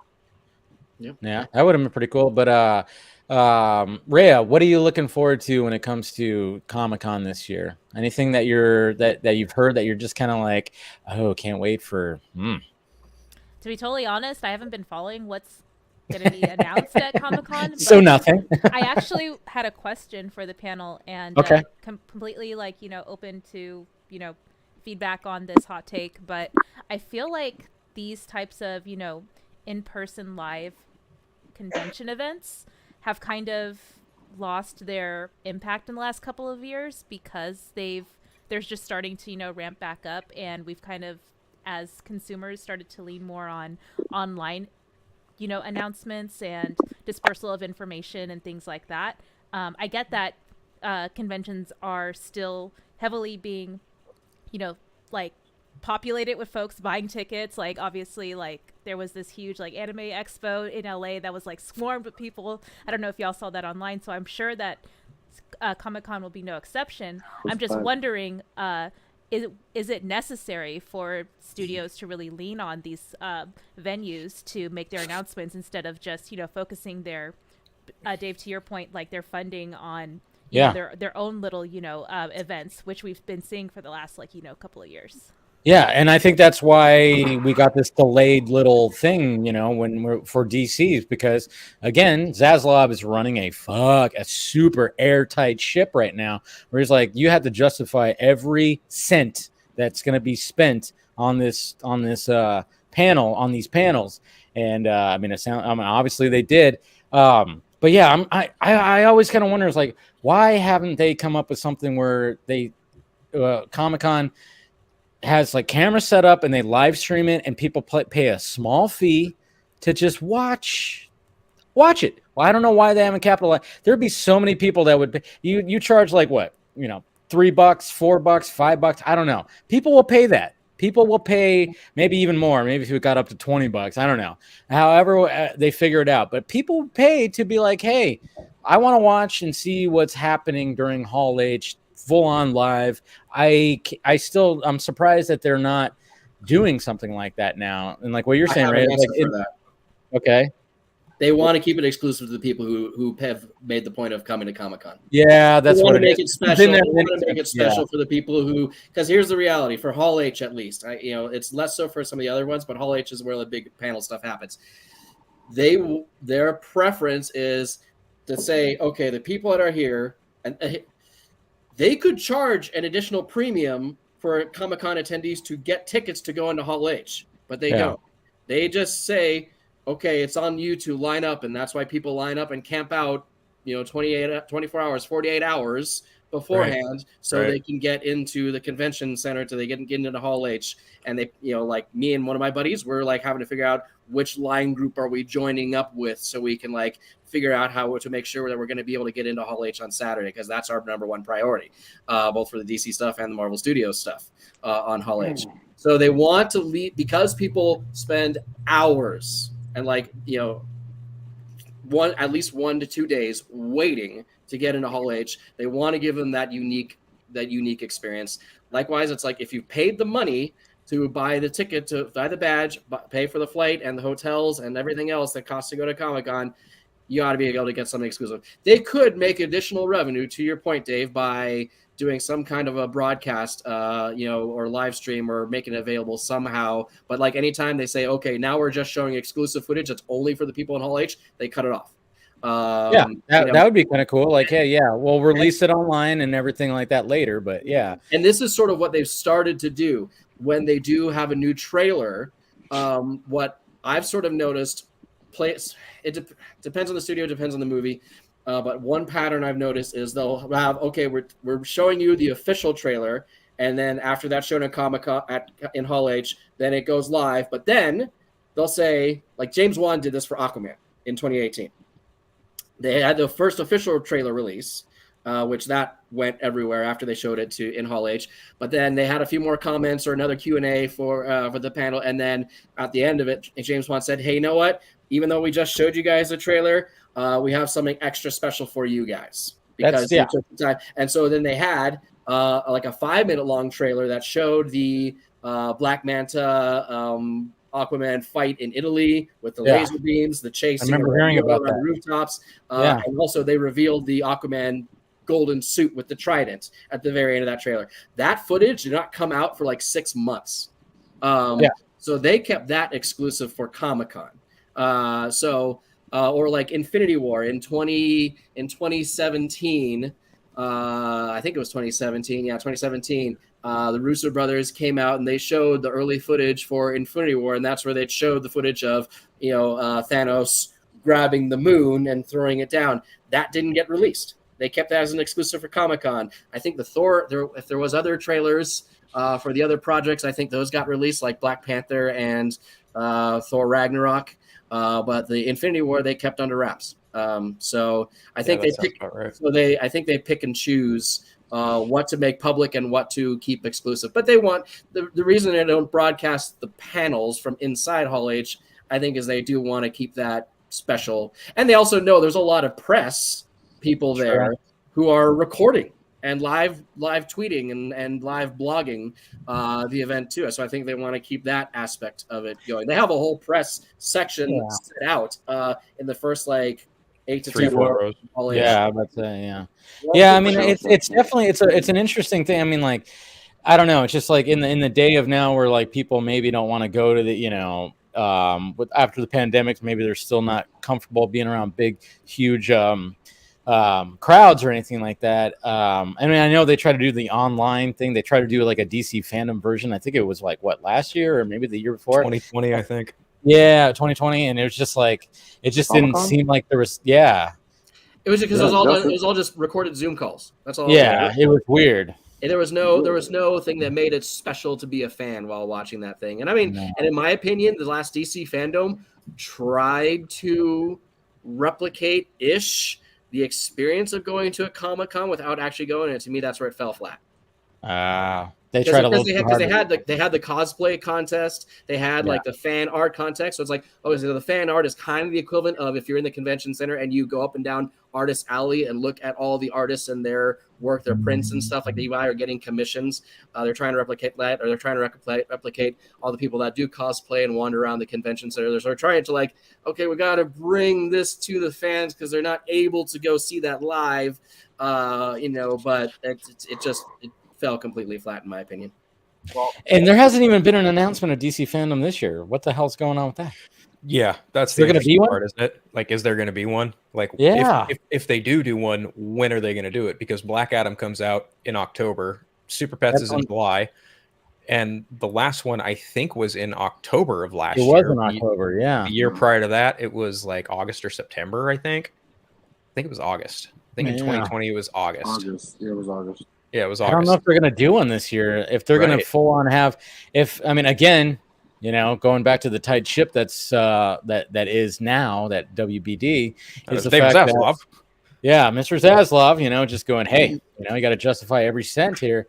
I don't know if they're actually going to do that. If they're going to go to Comic-Con and spend that money there, they're like, all right, well, we're not doing a fandom then because we got to, there's just not enough. Not enough. And then, of course, with controversies when it comes to Flash and Aquaman, To be honest, the bigger shocker is the fact that there's no DC booth on the convention center show floor. They're not having a DC Comics booth. So DC Comics, other than certain creators, don't have a presence there. So it's actually, but whereas Warner Brothers has skipped Hall H in years past, like they weren't there in 2019, and they could have brought Joker, and they didn't. So by that same token, though, do you really bring something like Joker to Comic-Con? No. You should. Why not? You should, but I mean, I get why they're like. They could have brought I don't know where Matt Reeves was as far as working on the Batman at that point, but they could have brought Wonder Woman. Yeah. Wonder Woman 84. Yeah. 84. Yeah. Yeah, actually, They no, did. that would have made more Well, sense. yeah. They did do a tease of that the year prior. Right. Yeah, they did. In 2018 they showed some, they showed the port of the mall scene. That's right. And then at Comic-Con like XP, right? They showed the full-on trailer. Yeah. And it blew up. Everybody was like, "Oh my god, this is going to be, great 80s and stuff like that." And then you watch the movie, you're like, "All right, well that wasn't exactly what you sold." But hey. But I think the place for live conventions, you can't, it's the same thing as it's exponentially the same thing as being in the theater versus streaming at home. So there's nothing that replaces the being with the audience in the movie theater experience. And in the same way, in order to hype up fan interest and excitement for whatever it be, whether it's TV, movies, comics, games, whatever, just to do an online broadcast versus something that has fans in the room who are clearly excited and passionate to be there. Nothing replaces that experience. Yeah, it's just, but nowadays, sorry, Eric, go ahead. By the way, I gotta say this about the content, like the idea of the content being exclusive to if you were actually there, Hall H. Look, I get it and I see the value of it, but this is how we get those leaks, like the leak of the Suicide Squad trailer. Yeah, there's always that aspect. Yeah, true. Technically, the Man of Steel footage that they showed in 2012 leaked. Yeah, that's always the hard part, but it seems like they do a pretty good job at trying not to get that stuff out there. Yeah, they usually try to capture it when they can. Yeah, but I remember there was like a good time, like the Suicide Squad trailer leaked.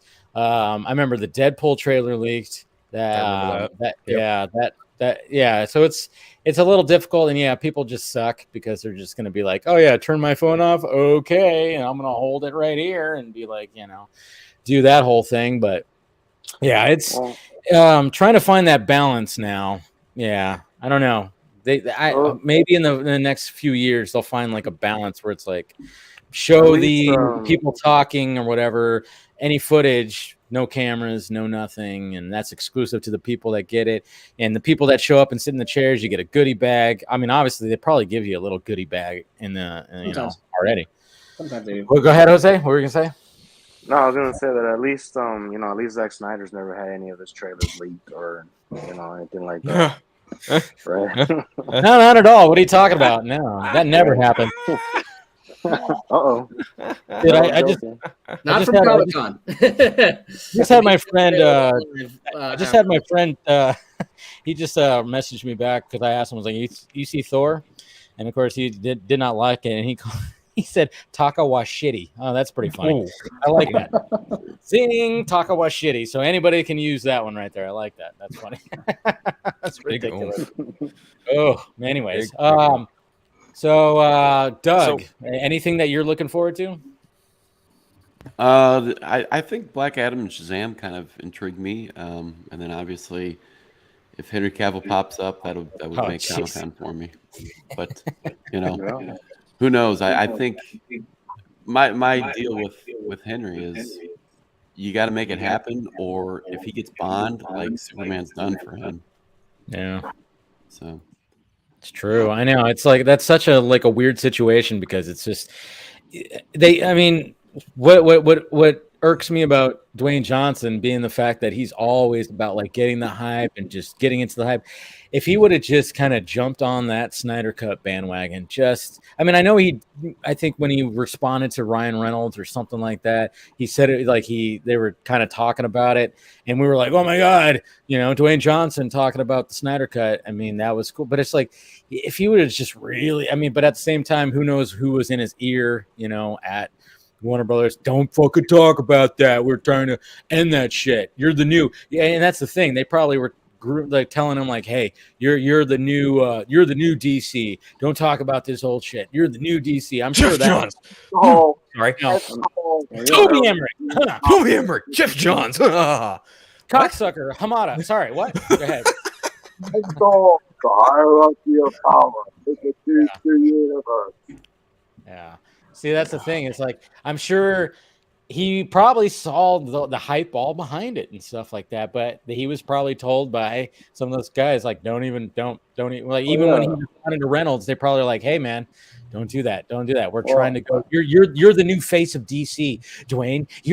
I mean, when you watch The Boys, I'm sure there was people just like those people at Vought that were like, oh, and just totally just waxing poetic about all this shit. And oh man, I really do you hope think that like Vought takes some of their cues from WB? Yes, and more, and Marvel Studios. I'm sure. Yeah. I'm sure you watch all that shit. You're just like, I mean, especially now when you're watching. I mean, again, watching Thor Ragnarok or Thor Love and Thunder. I'm like, geez, that seems like just something that Vought would have put out.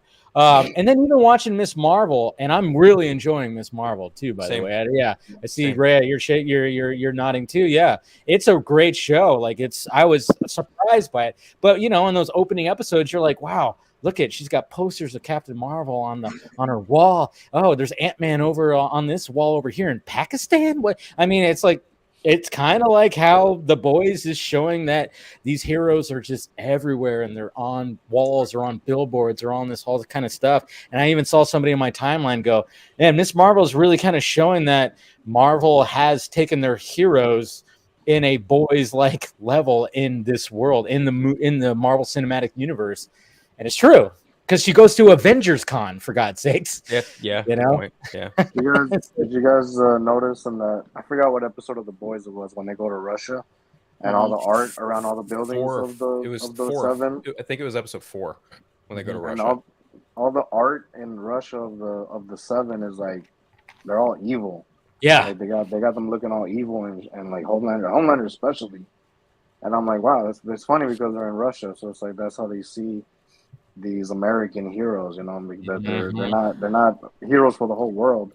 I would challenge that perception with something that I kind of picked up on when I saw that too, Jose. So like, what Western audiences may perceive as like positive propaganda marketing, Eastern and other parts of the world may have like a different perception when they see like this powerful figure, shooting laser beams from their eyes. They're like, this is our protector. He'll do anything at all. And, like to, protect us at all costs. And like, this is how mighty he is. So that projection of like power and fear might actually be a good thing for other parts of the world. So that's just like how I perceived it personally. Cause like I like that. A lot of Cold War propaganda art that I used to study was like really like it was like an imposing, sort of like kind of scary, narrative for me, like looking at like Western marketing, for example. But yeah, like for other parts of the world, that's actually like the image that they want other folks to, have, like, this image of like, this imposing, strong, force, like to be reckoned with. Yeah, that's a good point. In Avengers: Age of Ultron in Sokovia, there is a whole lot of anti-Iron Man graffiti and everything. So the majority of people really hate Iron Man and the Avengers and don't see them as heroes because they're like, well, what about us? You guys don't bother to come help us at all. So as messy and sloppy as that movie is, you're absolutely right. Yeah, you're absolutely correct. I completely forgot about that, but that's the Russos did a great job directing that movie. Did you? Whoops. The Russos directed. They did a great job at all 4 Avengers movies. Yeah, all 4 Avengers. Yeah, we don't mention the first. That guy. Yeah, that pig. Yeah, that guy. But Jacob, anything that you're looking forward to when it comes to Comic-Con? I'm looking forward to Black Adam just because I love that character. He's like one of my favorite characters of all time. And then just Shazam stuff because David F. Steinberg, protect that man at all costs. Yeah, seriously. But just a question: do you think we're gonna get any updates on Wonder Woman 3? Good. That is a good question because. It's so weird because like Patty Jenkins, it was like everything Patty Jenkins for a bit there after Wonder Woman 84 came out, and then all of a sudden, well, before it came out, and then when Wonder Woman 84 did come out, after that it was kind of like everybody's going, Well, well, okay. So we're gonna do a third one, and then you're gonna do Rogue Squadron, and then you did this whole rollerblading thing, and then there just really has not been much. When was the last time someone's actually talked to her like publicly? It's been a little bit. Okay, can we not? Sorry, sorry, Jack. Go ahead. Sorry. No, I'm just trying to say, like, can we stop with this narrative that fucking Wonder Woman 84 like completely destroyed Patty's career? Like, no, it didn't. It didn't. Yeah, I don't believe that at all. There's too much of this bullshit. I'm not the type of person to be like, you know, like just because she's a woman, she's getting all this shit talked about. But there is probably a little bit of truth to that, because it's like, how many male directors can make such shitty ass movies, but their career doesn't, you know, nobody talks about their career. The only person, honestly, is the only person right now. Taika is getting a lot of that because of Thor, but it's still going to be successful. But honestly, who else is the one person that's, you know, Zach? Zach's got a lot of that shit. You know, with Man of Steel, they wanted him fired. With BBS, they wanted him fired. With James Gunn and the Suicide Squad. While it was being filmed, they wanted him fired. David Ayer. David Ayer. They wanted him replaced. Yeah. And it's like, one movie, okay, you didn't like one movie from Patty Jenkins, so now take the character away from her. Never let her direct anything ever again. It's insane to me. I hate that. I always hate that, because it's like, anytime I talk about Wonder Woman 84, I'm like, all right, so the first one is very much, obviously, origin story, Amazonian. It's great, and she definitely nailed it. And then when it came to the second one, she was like, all right, I'm going to make a movie about what I grew up with. The Wonder Woman I grew up with, and the Superman. I'm just going to be some Superman, some Donner Superman that's going to be injected, even though she injected some of that in the first Wonder Woman, which I thought was great. But she's going to have more of that, and I thought, all right, that's fine. And when I watched it, it's not terrible. I have my There's like a lot of Linda Carter Wonder Woman in 84 too. Oh yeah, just big time. Big time, right? Yeah. It is, and I don't hate Wonder Woman 84, but I definitely think when you look at just the Wonder Woman movies, just 1 and 2, like, you know, you've got the origin story set in the First World War, but then you go to 84, there's a big tonal change, right? And there's also, you know, you could also argue that also falls on the script a little bit. We all know who wrote that movie alongside Patty Jenkins, et cetera, et cetera. But like it's I applaud the bravery for wanting to not make the same movie twice, but at the same time, right? Like you take bold swings, and sometimes those bold swings might miss, not necessarily with everyone here on the panel, but in a general perspective, that movie in particular was just not what I think a lot of people wanted it to be, if that might make sense, right? Like, because Wonder Woman has been established in this universe thus far as just this badass warrior who holds a sword and shield a lot, and this movie that is largely absent. Like, it is 110% absent, and she's just this massive icon doing these big things without being bloody about it. And I don't know that was maybe the right or wrong call, but I definitely think that people noticed the change, and I hope, and I would imagine that Patty is taking that in consideration when making the third film. You know what? We got to keep in mind that Wonder Woman 2 would have been a far different movie if you hadn't gotten the whole Justice League plot. Because look at what Zack Snyder's Justice League was setting up. And keep that in mind, and also keep in mind that Patty had planned for Steve Trevor to come back in the second movie from when she was shooting the first one. So when I actually did a thread about this, I think last week, that if you put all that together, you can pretty much figure out what her and Zach's plan for Wonder Woman 2 was going to be. Like, it was going to be her turning to Themyscira, and she's struggling with, do I belong? Do I come back here, or do I still belong in the outer world?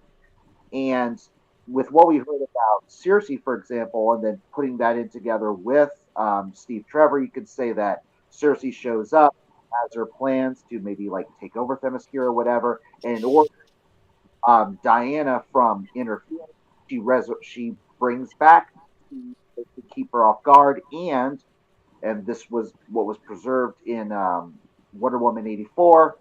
Diana realizes that Steve realizes that she has to let Steve go in order to save the world. And then she fights Circe, and then she realizes, no, I need to go back to the outer world, and then they have like a means of communication, which would lead to in Justice League 2, where she has that communication with that one son. Wasn't it rumored from the get-go that she wanted to make a movie set in the 80s anyway? Yeah, I think there was something. Yeah, I think that was rumored from like the go. Rumored, but just keep in mind the fact that Zack Snyder's Justice League is setting up like right away. Like the fact that she has the spear and she's looking out to the sea, like that's what it was going. That's what just Wonder Woman 2 is going to be. Yeah, but that was supposed to lead into Justice League 2, not Wonder Woman 2. Yeah, exactly. Well, keep in mind, when you look at the storyboards with all of that stuff talking about, like Wonder Woman going home and all that, do you really think all of that would have fit into one? Yes, I do. based on the way it's written on the storyboards, it seems pretty condensed. It's not a whole movie of not only that, like Wonder Woman going back to Themyscira. It would be like within the first 20 minutes of Justice League 2. The way it's written on the storyboard, you could certainly take it and expand it and make a whole different movie on its own terms from it, but from the storyboard, I don't think it's meant to be its own film. Yeah, no, there's absolutely no way. Also, because I think that Patty Jenkins wanted to do her own thing with a second Wonder Woman movie, which I think they made abundantly clear. Even Zack Snyder was like, "Look, I want other people to come and take these characters and do their own things with them." Yeah, and he 100% supported it, and because he was a producer on it, and he was like, "Hey, and he played ball. He was like, "Yeah, do whatever, yeah." So look at like what she has said about Wonder Woman 3. That's involved with Themyscira. So with that in mind, I feel like kind of for like what my theory was, basically salvaging what the plan was for Wonder Woman 2 and to Wonder Woman 3 just without Steve Trevor. That's just what I'm thinking. Yeah, they need to like Steve Trevor doesn't need to come back again. I mean, I think it was that was always a controversial thing of like how they brought him back in this, which was weird. I was like, yeah, when you think about it, it's like anytime that I see the ending when she is out there in the snow and she sees the dude that was Steve Trevor, I'm just like going, I mean, like that guy doesn't realize how lucky he got. The thing is like Patty was like, hey guys, like remember the 80s? Remember when we had those movies where the body swap movies and shit like that? Bodies and this and that. Remember those? Remember how we all used to love those movies? And mainly Twitter was like, no, we don't want that shit. She's a fucking rapist now. And all this other shit. Yeah, I always hated when they went that far. I'm like, yeah, it was ridiculous. I'll mind you that. All this outrage is on Twitter though. It's all on Twitter, yeah. Like Wonder Woman 84 was the most selling DVD of last year. The highest selling DVD of last year. Yeah. I still remember though. I remember my uncle called me, and he was like, hey, we watched Wonder Woman 84, and I went, what'd you think? He goes, yeah, we didn't like it that much. And I went, oh, it's like we liked the first one, and then he goes, yeah, so I don't know if we're going to keep HBO Max because we got it just for that. And now we don't know what to do. And I was like, well, and then I had to sell them on Zack Snyder's Justice League. I was like, well, later on, you're going to get a full on Justice League movie that you didn't get. That's like 4 hours, but don't worry. And I was like, don't worry though. It's broken up in parts. You don't have to watch it all. It's like a series. And, but God forbid, Zach didn't want a series. No, but like, it's like a series. And I'm like, if you didn't like the Wonder Woman that you got in 84 and you like the Wonder Woman in the first Wonder Woman, you're going to get that back. So I like sold him on that. But yeah, it was just kind of funny, like talking to him. He was just like, yeah, we didn't really enjoy it that much. I was like, all right. To Jacob's point earlier about what they could bring to Comic-Con, traditionally, and I really have never liked this about Warner Brothers, they never make announcements at Comic-Con. And I wish they did, because Marvel Studios does. And Marvel Studios, those are mic drop moments when they make big announcements like that, whether it's casting or saying these films are coming. Whereas Warner Brothers is like, well, they just bring the stuff that everyone knows about. Well, that's the thing, though. The last time they did a legitimate announcement was Batman vs. Superman. Yes. And that was 2013. Yeah, and they're so haunted by it to this day. If Zaslav wanted to make Just do it. Just do it. Oh my goodness! If Zaslav, imagine? If Zaslav wanted to make a statement to the fans of saying, "Hey, we are leading this company different," they would do either that, or to Jake's point, like make an announcement, official announcement about Wonder Woman 3, and maybe even bring Give me some Green Lantern. Yeah. Bring out the Green Lantern on stage. Yeah, if it's just a thing of like, well, this is the time for The Rock to talk about 2 of his movies and for Zachary Levi and David Sandberg to talk about Shazam: Fear of the Gods. If they just do that, then like, okay, well, it's cool to see. I mean, it's always cool to see cast. We're going to get trailers. Yeah, we're going to get trailers. Sure. Yeah. That's always cool, but like that's not a real mic drop kind of thing. No. Well, that's the thing. Especially when you know Marvel Studios is going to probably announce all of Phase 5 or a large chunk of it.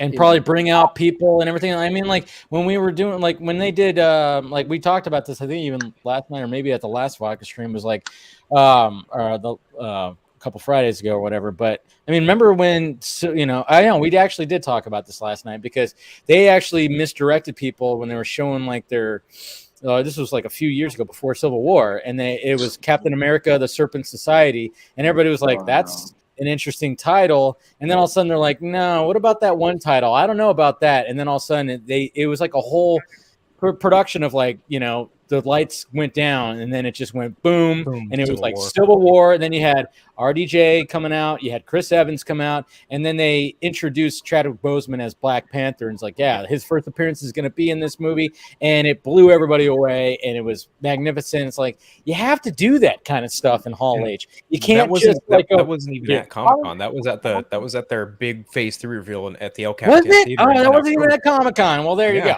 Yeah, I think that was one of the years. That was one of the years that Comic-Con basically skipped Hall H, but because they probably didn't have they didn't have those announcements ready yet. There you go. See, in my head, it was Comic-Con. What was the same year as Age of Ultron? It was 2015. They were or 2014. Right. It was right before Age of Ultron. It's so weird. But all these conventions working. Imagine like the screaming and the cheers in the audience if Henry Cavill gets on stage. It'd be massive. Here's what I think probably might happen. There's going to be one of two things with that Comic-Con situation regarding, Black Adam and Shazam. Truthfully, I think the things that could happen are this. Number one, they bring out Henry Cavill. Everyone loses their minds, right? Like you get Superman, you get Shazam, you get Black Adam. Cool. Number two, I think it's probably the more likely option. I think that it's no coincidence that Black Adam and Shazam are having their Comic-Con on the same exact day within the same exact time frame. There's no way that they're not going to try and do something to. They have to. They have to, right? Like these are the lifelong rivals of characters. Like Black Adam and Shazam go hand in hand, like Batman and Robin to some extent, right? So to me, I'm just like, look, they have to be doing something. I think this is where they could find. They're probably going to be like, yeah, we're doing Black Adam versus Shazam. That's like our next thing, right? Like, yeah, they show off a trailer for Black Adam. Yeah, they show off a trailer for Shazam: Fear of the Gods. But then everyone's gonna be like, well, what do you guys do after that? Well, obviously, Black Adam versus Shazam, Shazam versus Black Adam, whatever the hell the title might be.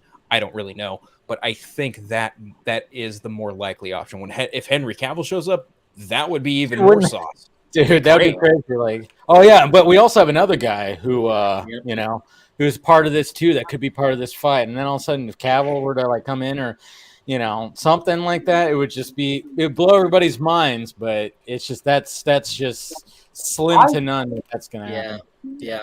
And to Phil, to your point, like if there's an audience that's going to respond to having Levi and The Rock on stage together, having a stare down of some kind, it's the Comic-Con crowd. If they did it at all the nerds awards, that are gathered there.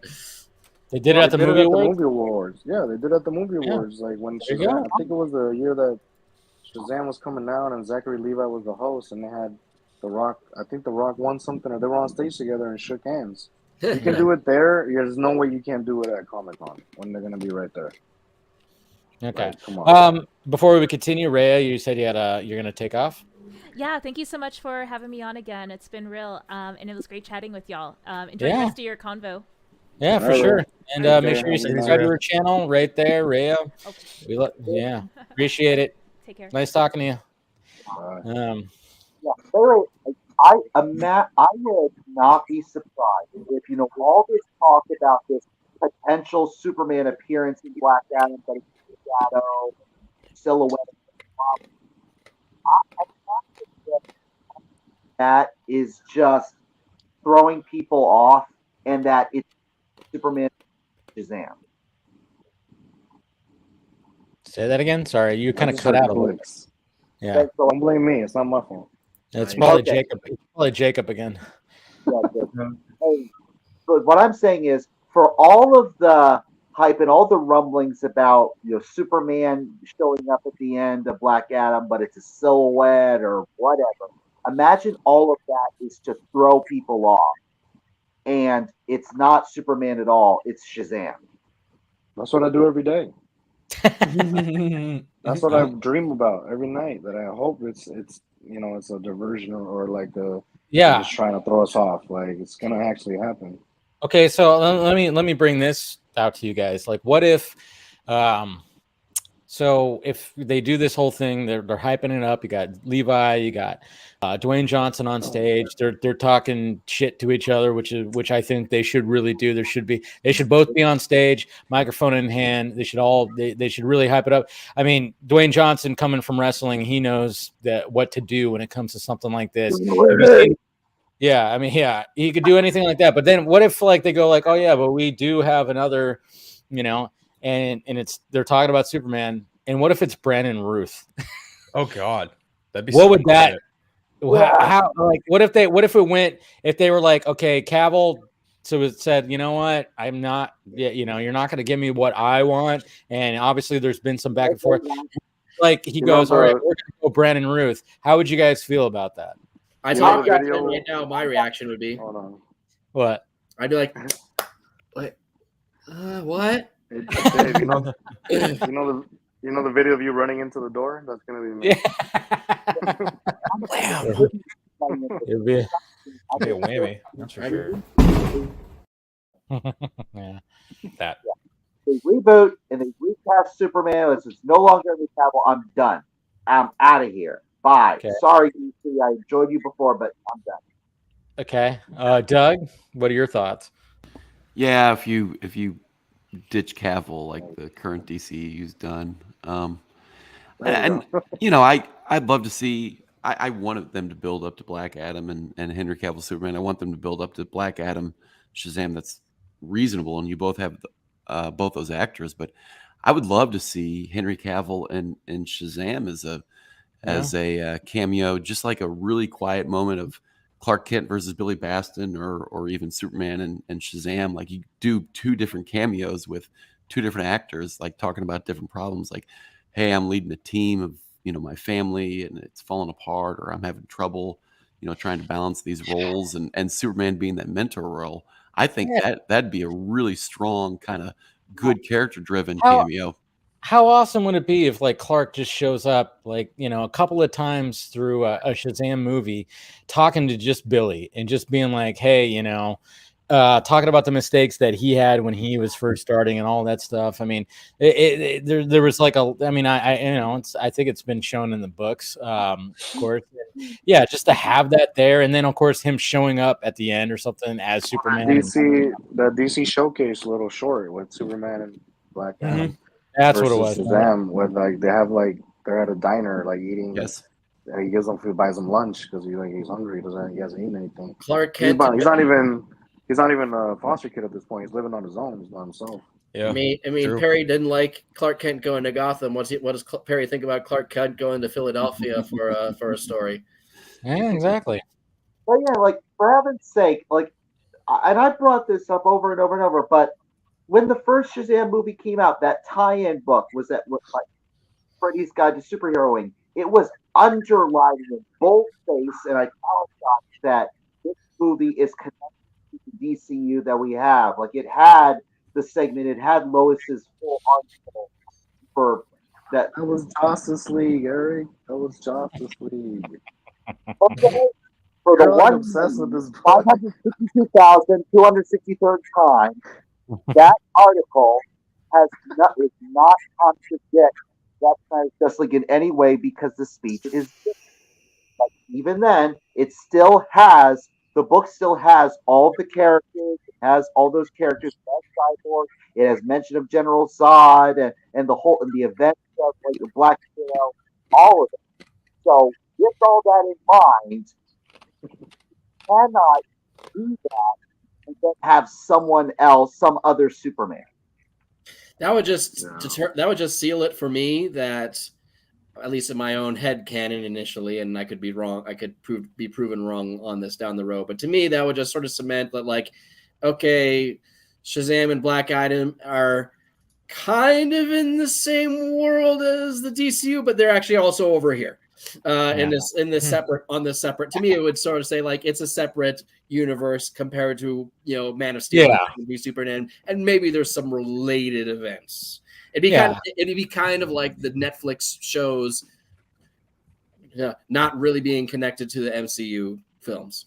Right. I'm not saying that that's going to happen. I was just saying, like, there was just like that idea. I was like, what if, like, since Cavill, Cavill's not going to just be like, all right, I'll cameo in this. No, he's going to be like, okay, if I'm going to get in the suit again, I want my movie that I've been talking about in interviews for the past fucking 5 years. I want the movie, my solo movie, and I'll do the cameos too. But you have to like give me a contract, what I want, and it's just he wants that solo movie. He wants another movie. He wants another. I mean, it's almost been a decade since Man of Steel. I mean, it's crazy. His own solo movie. When it comes to Batman vs Superman and Justice League, that was team ups. It was a team up movie. Well, all of them were team up. He had great moments and he fucking, it's all fantastic what he did in those movies, but he wants to tell like a story separate from all that. So he's like pushing, and then it's just so weird with everything. It's like, how have we gone this long without, the last time that he shot anything was that original production for Justice League back in like 2016.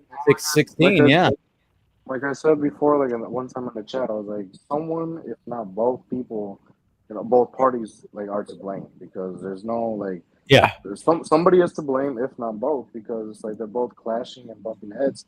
They can't come up to like, how are you represented by the same person that represents The Rock? The Rock, yeah. And it's like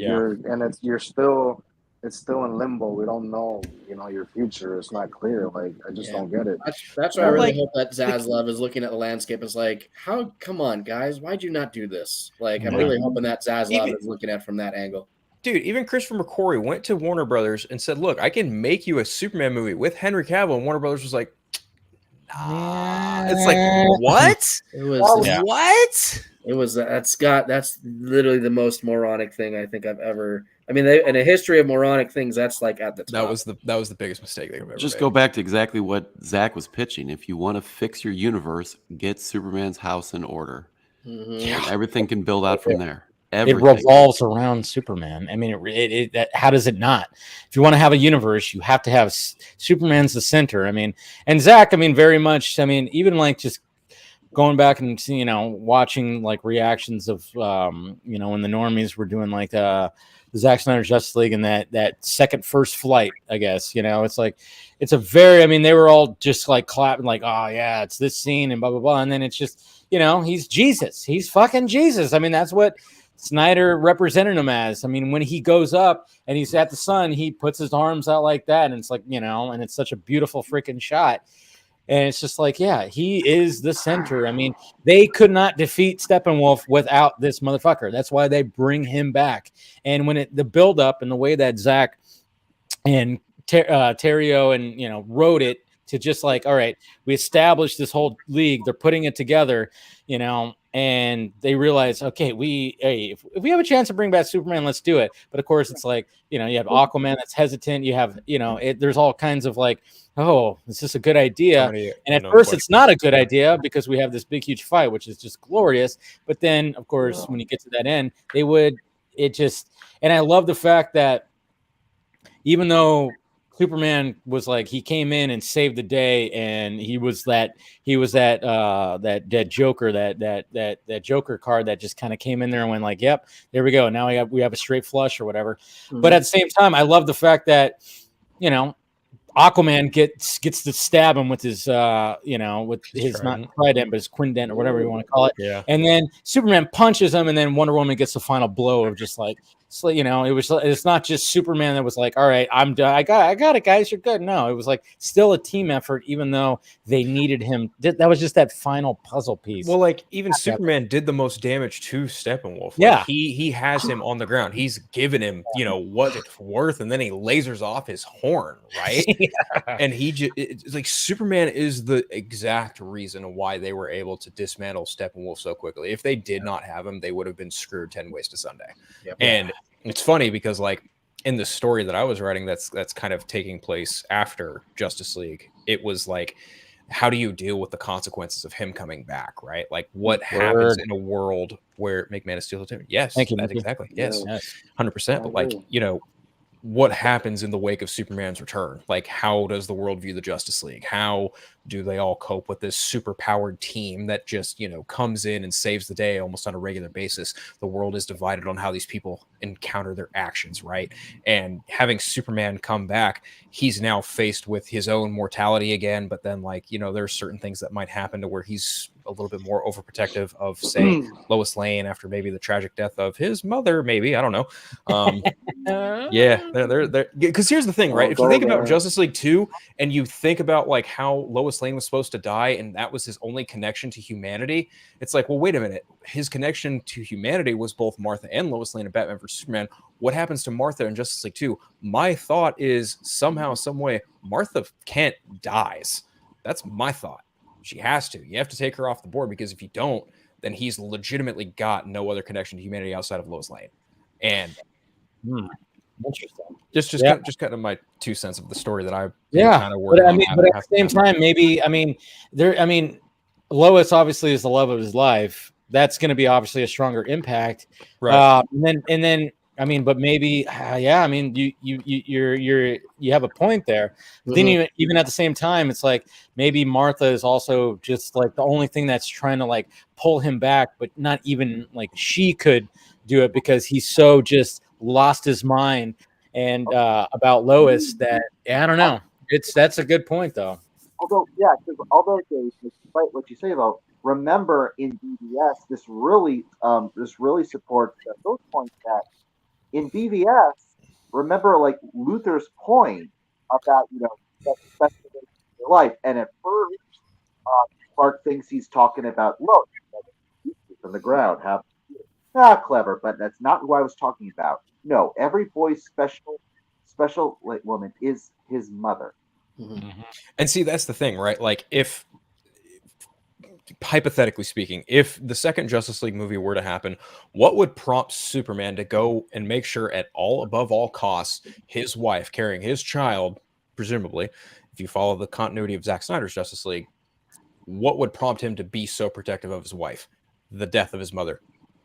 And what if his mother got the same death that Jonathan Kent got in Superman 78? What if it was by a means that Superman himself couldn't even stop? There you go. Because all that nudge. All that complaining about how Jonathan's death in the original, like in the Christopher Reeve movie, was much better than in Man of Steel. But it was a death that Clark could never stop. Zach was saving that for Martha. It's all very interesting. Good stuff, because I know in the story that I've been writing, I don't even address those kind of things, Phil. So I'm glad you're thinking of it. I've got something called Justice League Odyssey. I've written like the first part of it. It's structured like Zack Snyder's Justice League, but it's very much structurally in similarities to Batman versus Superman. It is very much in that same kind of vein. Because like we all love that point so much. I mean, Phil, would you mind if I borrowed that for Sunset? That is such a maybe. I might. You guys give me a co-writer credit on it if you'd really like to. There you go. There you go. Yeah, there you go. If you get a co-writer, yeah, give the credit at least. Why does everyone have to die though? Like, can we just like, dude? just be happy Death is and part live? of life. How can you?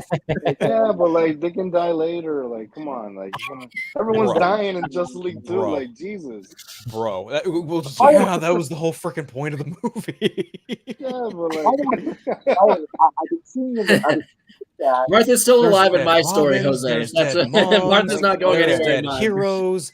Everybody dies in Justice League 2. I'm That's gonna why write it's my called own story Odyssey. and just everybody Just lives. kidding. You know what? I'm gonna write a story and bring back Jonathan. Like the tornado never happened.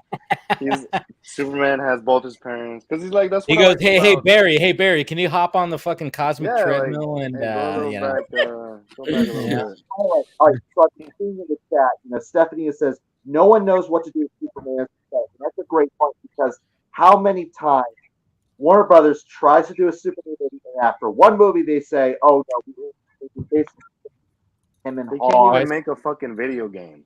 They can't even make a Superman video game because people are like, no, they're just too powerful." Well, they were going to, but Justice League 2017 killed that. Yeah, because the same people who made Arkham Knight and Arkham Asylum pitched it to Warner Brothers and they canceled it. Yeah, and the Gator Girl is like, the funny thing is it's so blindly obvious what they should do too. Well, here's the thing. It's not so obvious when you keep in mind that there's so many disagreements, like on Twitter or wherever, about what Superman should be. Every time Warner Brothers does a Superman movie, there's always a split. There's a lot of people who love it, and there's a lot of people who don't like it. And here's the thing, and Warner Brothers has it in their head, has had it in their heads every single time that, well, looks like half of the people don't like it, so we got to do another thing. Well, no, you are not going to please everyone. You have to Warner Brothers has to get that out of their heads and stay the course. I mean, Batman Begins wasn't divisive, but not everyone was bought into it when it happened. Yeah, not everyone was in love with Christian Bale's Batman when it came out. I mean, I don't think he really offended. I don't think he pissed off fans to the degree that they were pissed off fans. But he didn't make the impression he did until The Dark Knight. You're right. Yeah. People weren't on board with his Batman until after The Dark Knight came out. Right. No, I was gonna say that earlier. Like they really blew it after BVS because it's like people were like, "Oh, what the fuck? Superman dies in the second movie. He dies, and they're just gonna form the Justice League because he died." No, and not only that, they were just bent out of shape. You were absolutely right, Jose. Like people were so bent out of shape because Superman died in the second movie. They're like, man, they didn't build it up like Marvel did. They didn't have they burned the Doomsday card too fucking early. They did Superman's death way too early. And then what happens in Justice League in like the first 5 or something minutes? Yeah, he died and he woke up the fucking mother boxes, and now Steppenwolf is coming to Earth to invade it. That's why he died. I mean, this is where I will agree to an extent, and it's only to an extent that I do think having a solo Superman movie sequel before BVS probably would have served them better in the long run.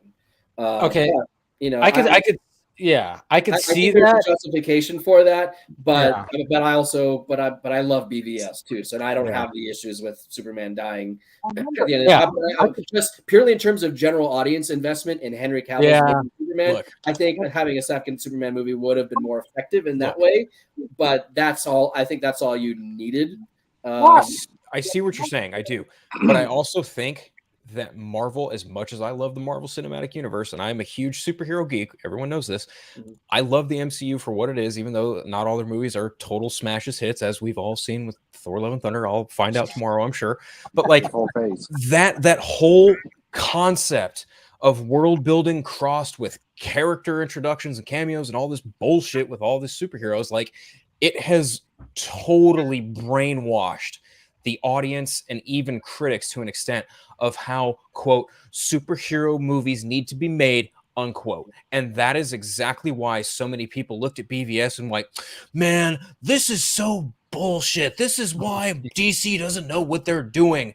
Instead of being like, they're doing something different. I can appreciate that. No, it wasn't that at all. People were just like, man, why did they just do it like Marvel? Well, you know what? I'm not even.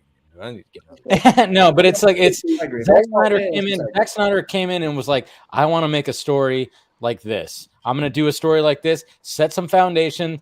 They're doing it like that. I'm going to do it like this. And, what I always tell everybody too is like, yeah, did you expect, Superman to die in the second movie? That's the thing. It's like, did you expect that? I remember like I going in and I don't know, Well, there after was the like Doomsday trailer, probably, yeah. Yeah. Well, there was like a I was suspicion 50-50 on it. Yeah, it was like iffy, but I remember when I was like, "Oh fuck, they're doing it! They're doing it!" I remember just like going to like my friend, I'm like, "Dude, they're doing it! They're fucking doing it! They're gonna kill He's gonna kill.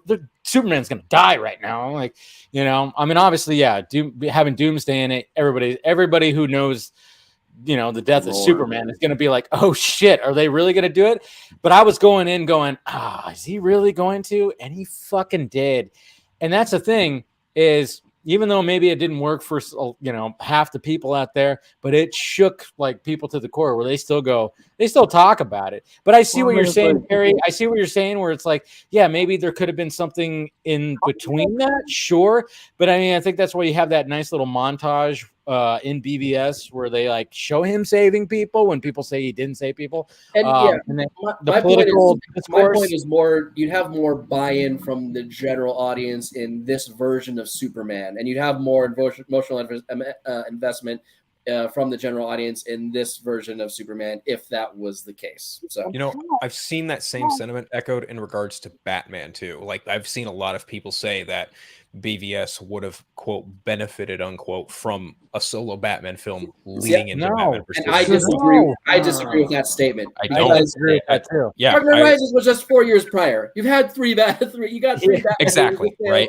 And people know the story. We know the story. You can still carry that over into BVS. And people were just like, man, Batman should have fought like Two-Face or the Joker before. And I'm just like, fuck no, we already had a trilogy. Like, stop with that shit.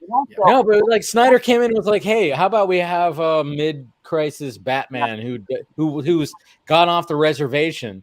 Let's do that instead. Yeah. And then they didn't accept it. But then, some people, like half the people out there were like, oh, yeah, I see what you're doing there. Go ahead, Eric. Yeah, and also, building on what Terry's been saying about how we should have had, we could have had a second Superman movie before BVS. The funny thing is, wasn't that pretty much Zack's original plan? Like his original plan for Man of Steel 2 had hints, had like set up for Bruce Wayne being involved later, like presumably the next film. Well, that's the thing, right? Like when you're in the writer's room and you're throwing around ideas of what to do next, like they talked about doing Brainiac. They talked about doing Metallo. They also talked about having Bruce Wayne look outside his door and have a whole box of kryptonite there. And that's when the idea spurred of like, well, what if Superman fought Batman in the sequel? And then Warner Brothers was like, yes.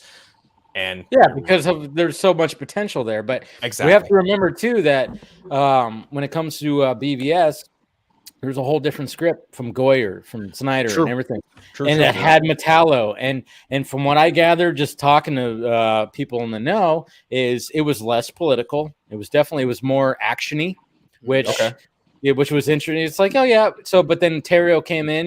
Ben Affleck was like, hey, let's punch up this thing, and Terrio came in. And I think it's to be honest, I think what they have now is better because when you watch it as like, and it has that political aspect, it has because I mean, look at the way things are now. I mean, Jesus Christ, imagine having a Superman that's actually in real life. You would have half the people that want him to be dead and half the people that look at him as the second coming of Jesus. It's great what they did with it. But it is funny how like originally when it came to Goyer and when they were going to really do this thing, it was not as political. But at the same time, people going back and revisiting it go, oh my God, what if there was a Superman here? How would CNN approach it? How would Fox News approach it? And stuff like that. What would the discourse be? And I thought, I really wish Biden would call him a dog-faced pony soldier. The what? I'd imagine Biden would call Superman a dog-faced pony soldier. Remember that? Come on, man. Yeah, maybe. I still wonder if, I don't think we're ever going to get this question answered, but it just seems to be like a chicken or the egg kind of thing. Like what came first, Zack deciding to have Batman fight Superman, or Warner Brothers going to Zack saying, we want to make $1 billion. Can you put Batman in this movie? I just don't know which one came first, or if they happened so close together that it's almost like no one remembers which one. No, Batman brought Zach brought it up. I think. Yeah, you think Zach? I want to say that Snyder was the one who pitched it. Snyder pitched it. Snyder pitched it. Because there's a lot of people who think that like because Man of Steel didn't crack $1 billion, they're like, okay, now we got to add Batman to this. And I don't know. I mean, I don't know if that's BS or not. So there's an interview of what Phil said that Zach says that the idea of kryptonite being left outside Bruce's house. Like there's an interview out there. I don't remember what it was, but like it's Zack Snyder talking about what to do after Man of Steel. A lot of people in the room. They didn't name names, right? But it's him. I would imagine. Yes. Maybe David Goyer and a couple other Warner Brothers execs, right? And they're like, well, what do we do next? And I'm sure maybe David Goyer went, well, I'm doing Metallo or Brainiac or whatever the fuck. And Zack Snyder was like, well, like, what if he thought Batman? I'm paraphrasing because we know that Zach loves The Dark Knight Returns, his favorite book. Right. So he was like, in his brain, he was going, oh man, what if we could do a version of that? You know, because he loves that book so much. So yeah, he pitched it. I mean, he was like, I'm going to do it. And then it's just funny because when you watch that first little teaser at that Comic-Con and when we saw that, we're like, oh my God, he fucking pulled it off. There's the armored suit. Like, what the fuck? There's the white glowing eyes and we were all just so blown away by it. And that's what was like hyped up that movie. But then, of course, when the general audience kind of saw it, we're like, oh, wait a minute. This is not what it was supposed to be Batman and Superman fighting like crazy. Like every scene was going to be them fighting. I'm like, they kind of were in a different sense, which people are coming around to now when they go back to it. They go, oh, yeah, there's like when you have, of course, Lex Luthor, this brilliant dude that's puppeteering these larger than life characters. And then you have like this back and forth of like you have super smart Bruce Wayne, billionaire Bruce Wayne, and then you have mild man reporter Clark Kent, who's just trying to be that and trying to be that hero. But of course, you have to drop it into reality, and you have political discourse. And that's why it's still out of the trilogy, it's my favorite. I like it the most out of all three of them. Anyways, guys, how was that? No, I was gonna say that I'll just never understand how they edited the movie to put it in theaters. Yeah, like, I just don't get it because that really affected it. And it's like because it's like for as much as people like to call Zach a edgelord and he's so like he just wants to be all dark. They cut a scene where Superman takes the ferry to Gotham like a regular person. Mm-hmm. You know how much difference that probably would have made in the theater. People were like, "Oh shit, look, it's Superman just being a normal dude, just taking a ferry to Gotham." But then, when they give shit to Cavill's Clark, it's like it's not as crazy as what Christopher Reeves did because I even like there was like a video that was posted on Twitter that was going around where there's like a scene in Superman where Clark takes off his glasses when he's with Lois, and then he like straightens up his posture, and they're like, yeah, he literally changes to Superman right before our eyes. I'm like, yeah, that's great, but when little subtle things that happen, just like Clark going on that ferry, didn't he also take the bus? Yeah, to go into the Narrows or whatever the hell. Yeah. It's because not enough of those folks have. Or they don't remember watching Superman the animated series, where Clark Kent isn't bumbling in the office. He's literally mild mannered. He's still a big dude. He's still he's trying to cover with suits and everything like that, but he's still a big brooding dude. It's not gonna. It's not gonna do anything. He even tells Lois, he's like, "Well, Lois, I'm actually Clark Kent. Like Clark Kent is just a disguise. I'm actually Superman," and she doesn't believe. She thinks he's being ridiculous. And you have the. I'm sure Scott has mentioned this to you, but like the episode of The Late Mr. Kent where it seems like Clark Kent died in a car crash while investigating a story.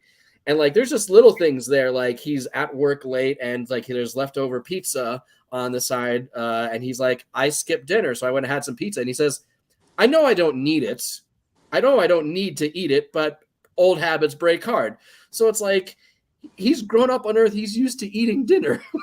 Like he physically does not need it because he's Superman, but he's just used to. It's a normal thing. It's part of him being human, you know. Dude, Superman and the animated series always embrace that so much without making Clark like a bumbling, you know, Clark Kent make like what the Christopher Reeve did, but like people assume like, oh, that's not the more standard version of Clark Kent.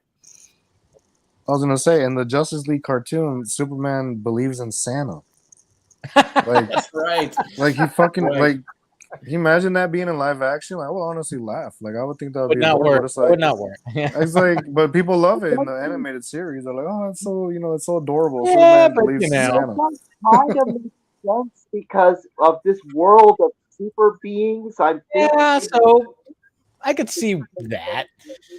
But yeah, in a movie it wouldn't work. Yeah, maybe not. It would just be a little too cheesy, but no, but I mean that's what's so great about like you were saying, like cut out those scenes where you actually see Clark Kent being Clark Kent. Yeah, and I love that when he's on the ferry and he's just walking and he's just got his nose up. He's got his nose up. He's got a little smile on his face. He's like, a little smile on his face.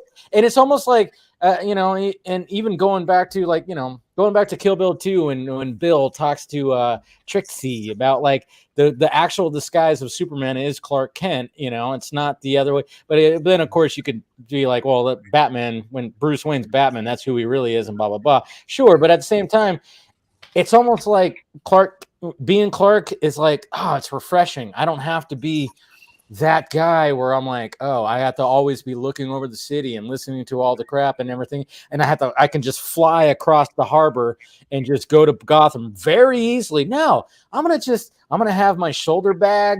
I'm going to just be like, I'm going to enjoy the ride. Yeah. And they set it up perfectly because what does Perry tell him before he leaves? He's like, be careful in Gotham. Then we're going to take your lunch money or something. Like they're going to beat him up. And he's just like, come on, no one can hurt him. And he's just him going to the police station too. So yeah, it's all good. And that was cut. That was also cut. That was also cut. Yeah, the whole thing of so many things were cut, man. The whole thing of the mother of the kid who's picking up her, the dead guy. Yeah, that was cut. Her boyfriend or whatever. Yeah, she said like, a pen's not going to stop him. A fist is going to stop him. Yeah, that was cut from originally. Oh, that was cut. That was cut. And there were so many things like when I remember when they were starting to release little scenes of like, oh yeah, the Ultimate Edition, and I don't even know why they cut when because I was disappointed when I was like, wait a minute, so we're not going to see Batman breaking into LexCorp? I'm like, we didn't get to see that.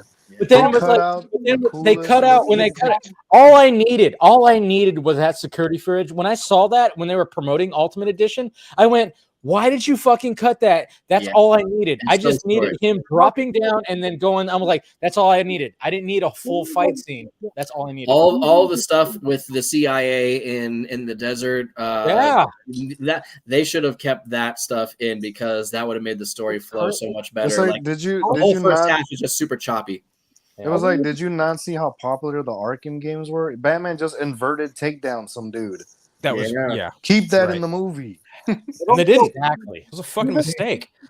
I wanted was the one that sets up Steppenwolf.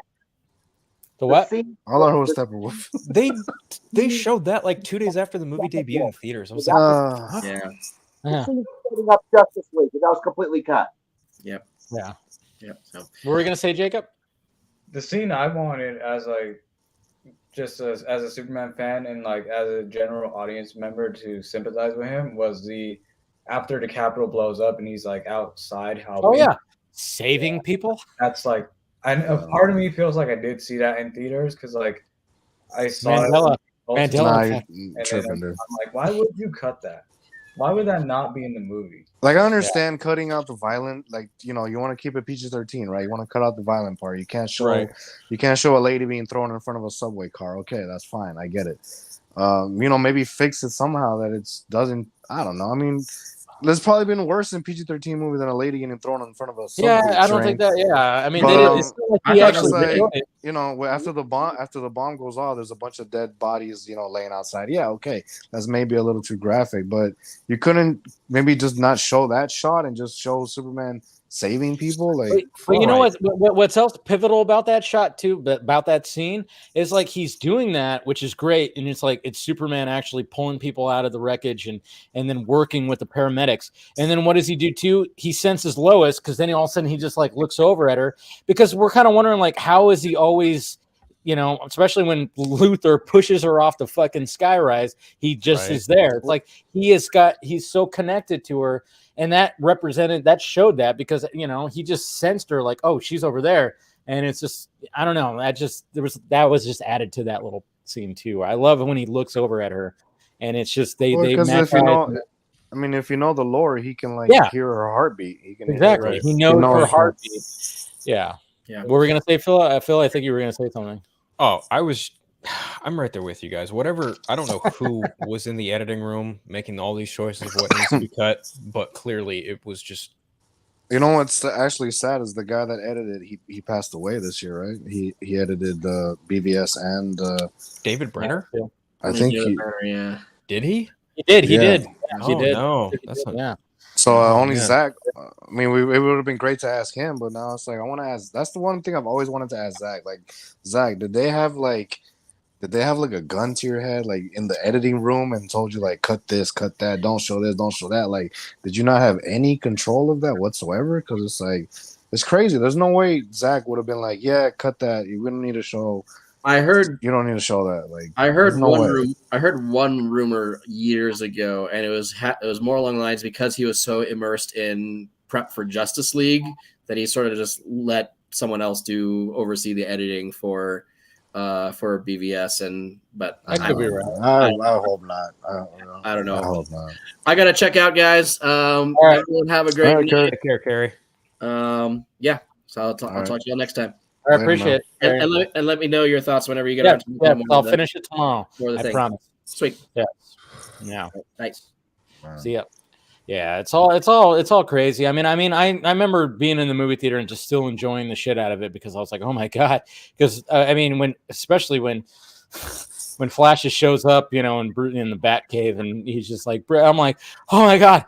And I was like, and even my buddy didn't know. He's like, wait. And I was like, it's a Flash. It's a Flash. It's a Flash. I'm like, oh my god. And like, I was literally like just freaking out. Like, and yeah, even though it was like cut and everything, I still enjoyed it. But then, yeah, man, when they were starting to show like, oh, this is what was cut out. And then you watch and you go, the whole arc of what Lois figuring out shit was like completely cut out. Like, oh my god, we actually saw Lois being full-blown Lois, and like going to the crime scene, figuring shit out. And you know, I mean, the whole lead in the wheelchair thing, that was cut out. I'm like, well, that's pretty pivotal, because a lot of people, they were like going, how did Superman not see the bomb? How did Superman not see the bomb? And then Jenna Malone was completely cut out, right? Oh, it was encased in lead. Yeah, Jenna Malone was completely cut from the movie. Jesus Christ, dude. Like, how do you cut that out? That's so pivotal, because everybody knows that Superman can't see through lead. It's like, Jesus Christ. You know what's real comedy is, like, every time I get asked about that movie, they're like, what do you really like about that movie the most? Or like, what's one of your favorite aspects of that movie? I'm so quick to say Jesse Eisenberg's Lex Luthor, and I get the most like curl clutching reactions from it. It's just like, how can you like that? And I'm just like, well, because Gene Hackman is like, you know, he's like businessy, cold business mogul Lex Luthor, and I'm like, yeah, that's cool. Selling land, yeah, right. And like, you know, you get to Kevin Spacey, and you're like, I don't want to touch that conversation at all now. and like, I get to Jesse Eisenberg, I was like, because he's the only one who actually fucking won. He beat Superman. Like, he killed Superman. He set out to do what Lex Luthor always wants to do, but he actually fucking accomplished it. Dude, he made Doomsday, and he killed fucking Superman. I was like, he wins. Yeah. I've said that so many times, and people are like, did he though? Did he win? Yes. He got what he even though he got arrested, he still won. You know, in the context of that film, he won. He won. You're right. And also, you're talking about Gene Hackman. I mean, honestly, honestly, like all like people who are whining about Jesse Eisenberg's portrayal, they keep forgetting they're acting like the first Superman movie wasn't filled with that goofball comedy with the villains, with Luthor, with Peschmacher, and with Otis. Like Luthor only has two henchmen. One of them is a woman that isn't particularly loyal to him, and she's got a crush on Superman. And the other is this bumbling idiot. And somehow, the three of them are able to steal 2 nuclear weapons from the U.S. military. So don't give me garbage about. What's funny? You know what's funny too is like when it comes to the normies. When I was rewatching their reaction, Raina, who was on, she actually like one of her comments goes, I actually like Jesse Eisenberg Superman. Lex Luthor. She was like, she full on said that, and I was like, thank you. I remember because I was still working, so I had my back turned, and I turned around. I literally said to the TV, "Thank you." I'm like, all right, I'm glad she's coming on. I like this one. This one's smart because she was her reactions to the whole thing was like she was loving what they're doing. She was her and the guy next to her were like the best. Yeah, the guy Mickey. The guy Mickey was like with the Batman shirt. I was like, I kept watching him because he was just going Martian. He was like, damn Martian, man, under this shit. Oh, he lost his mind when Superman showed up. Superman showed up. And then you could tell he's a big Batman fan, and he was just I mean, that's the thing is like when you watch people's reactions who don't know the shit that maybe we know the details, and they're just going, wow, how did they?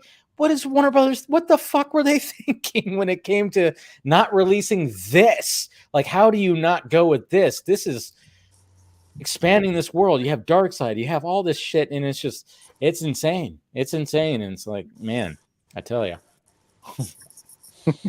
Comic-Con, well, Zack Snyder's gonna walk out on stage. He's gonna Snyder-verse restored. Isn't that the rumor that he's supposed to come out this year at San Diego Comic-Con and announce? No, I don't know. Maybe you saw something I didn't. Okay, the rumor I saw was Wayne T. Carr. They're gonna announce a Wayne T. Carr Green Lantern, apparently, and then And then somebody posted that. It was I saw it on people sent it to me. They were like, is this true? And I went, oh my God. Because somebody posted, oh, we're hearing things about the restoration of the Snyder-verse. And then I got sent a video that somebody did, and they're like basically saying like, oh yeah, there's a chance that Wayne T. Carr, they might announce that he's going to be part of Green Lantern. I went, okay, no. I don't know what's happening with that Green Lantern series. That's all up in the air. It might be dead in the water because of that's going to be an expensive series. Like, didn't they film the pilot or start filming it, or did they just get the casting? They casted. They casted. I hate saying casted. They cast. I don't think three characters. And like three. The last they said is that they were finishing up the season finale. They were finishing the script of the season finale. That's what they were saying. Oh boy. Isn't Guggenheim like showrunning that with a couple other people? Berlanti. That's so up in the air because Jeff Johns there somewhere because apparently I know, right? The rumor is they can't do anything with Green Lantern without Jeff Johns involved. Jesus Christ! You know, that really doesn't surprise me because he had such a big stint on Green Lantern. He did. That's the thing. And when it comes to this series, it's like, man, because I said a long time ago, because I was talking to somebody, a friend of mine, who was tapped into that, and he actually got sent over a script, and he got to read or something from somebody, and the show very much was going to play into the movie. And the reason why there wasn't going to be a Jon Stewart and Hal Jordan represented in the movie or in the show, because it was going to lead into, they were going to be very much in Green Lantern Corps. Right. The show was going to be like, give you that. I mean, they were going to give you the origin story of the Lanterns. So like the foundation of the Lanterns was built inside the show. And it was gonna time jump, Alan Scott, and then it was gonna have all that. Then it was gonna the finale was gonna lead into this crazy cosmic battle, and then you were gonna have, oh, here's Jordan, here's Stewart, and then that was gonna lead into the movie where they get separated. Stewart gets exiled onto or gets sent, like crash lands on a planet with another Green Lantern. I'm not sure. I forgot exactly who it was. Was it Toma Ray? I don't know. Maybe. But he was their rings were out of juice, so they're powerless on a fucking planet that they don't know about. And Hal Jordan was going to be like, I guess, looking for him or something like that. That was going to be part of it. I don't know. It was just like it was going to be something like that from what he told me, and I was like, oh, that sounds cool. But now I'm like, okay, that was like few years. That was pre-pandemic when he was telling me this, and I was like, I don't know what's happening with it now. It seems like someone hit up Sam Benjamin. We need to get to the bottom of this. Only he knows. Sammy, where you at, boy? Where is he? He's like disappeared, huh? He doesn't really post much, you know. He went off with Lightcast somewhere. God, that was a fun time. That was a fun time especially when that guy was trying, literally in my DMs, going, and I think I probably have screenshots somewhere, because I was like, this motherfucker is literally trying to convince me that Sam Benjamin is Green Lantern, like back engineering it. And he was going, because Cavill posted this. Remember when Cavill posted this about working out, and he posted like the Green Lantern symbol and blah, blah, blah. And it was like, there's so many things. And I was just laughing, and I was just putting like little, okay. I was okay. And Cavill, the nerd, posted something nerdy. Yeah, I know, right? Breaking news. And it's funny too, because I'm like, motherfucker, do you know that I am in connection with the man himself? That I can literally go, hey, Zach. I remember people were doing the exact same arguments about like Henry Cavill and Mark Wahlberg taking these competition photos with each other about being buff. Oh, because wasn't that picture that he was like Mark Wahlberg flexing in the office? Yeah, it was like something. I don't know.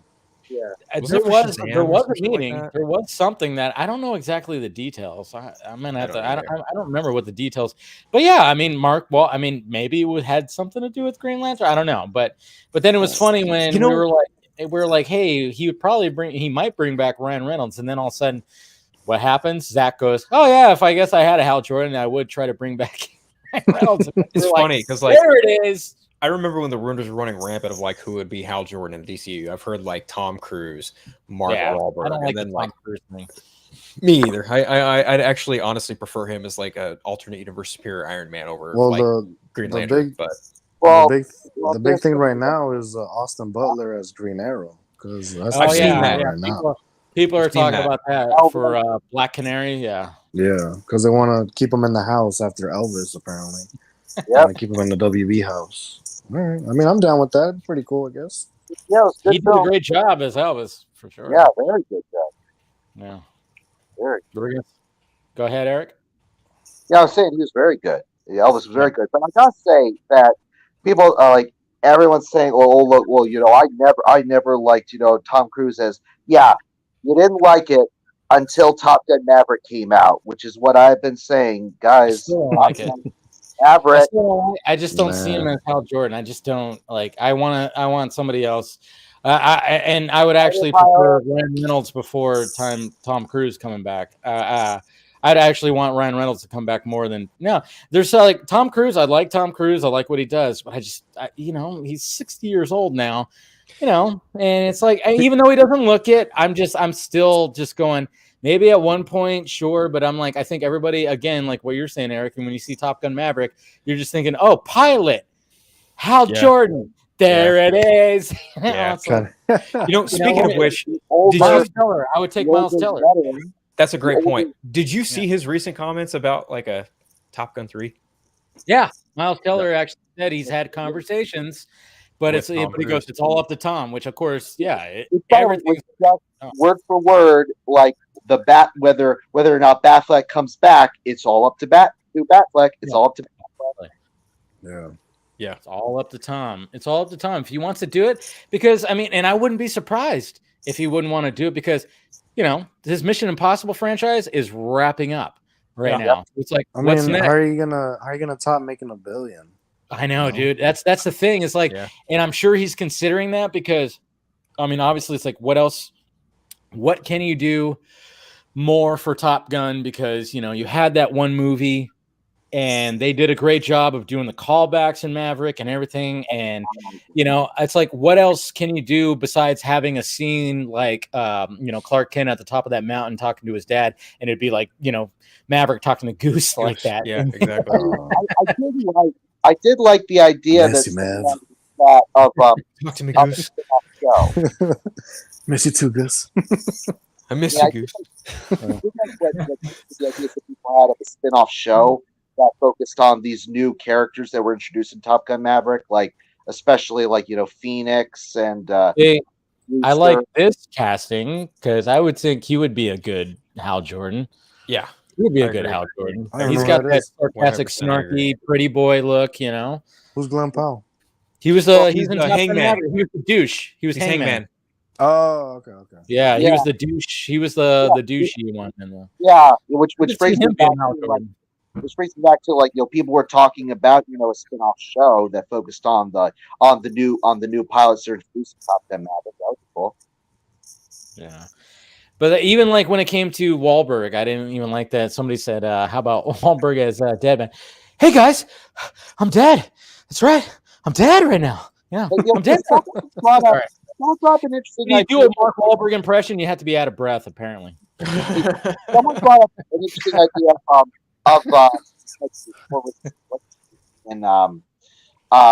the guy that's in the Expendables, that's Sylvester Stallone's second, Jason Statham. Someone suggested Jason Statham as Dead Man. Oh yeah, I kind of buy that, dude. Dead Man because he's bald. Dead Man is from Boston. He talks like he's like clam chowder. Yeah, like, one of those yeah, guys. you got a point there. Yeah. So that's why I think that's probably why Josh was like, "Hey, what about Wahlberg for?" Because he didn't he like come from Matt Damon? Matt Damon as Dead Man. There you go. That's what it is. That Damon fella. Let's get that Will Hunting in there. Yeah. How do you like them apples, huh? Jeez. Like that. But Bradley Cooper. Yeah, that was on the table. I think that's been on the table before too. I always thought James Marsden as Hal Jordan would be cool. Yeah, a lot of people liked him as that. He's got the look. He's got the look, and I think he would be he'd be. You know what's funny about James Marsden is like, because I'm watching Westworld right now, and of course he's all in it.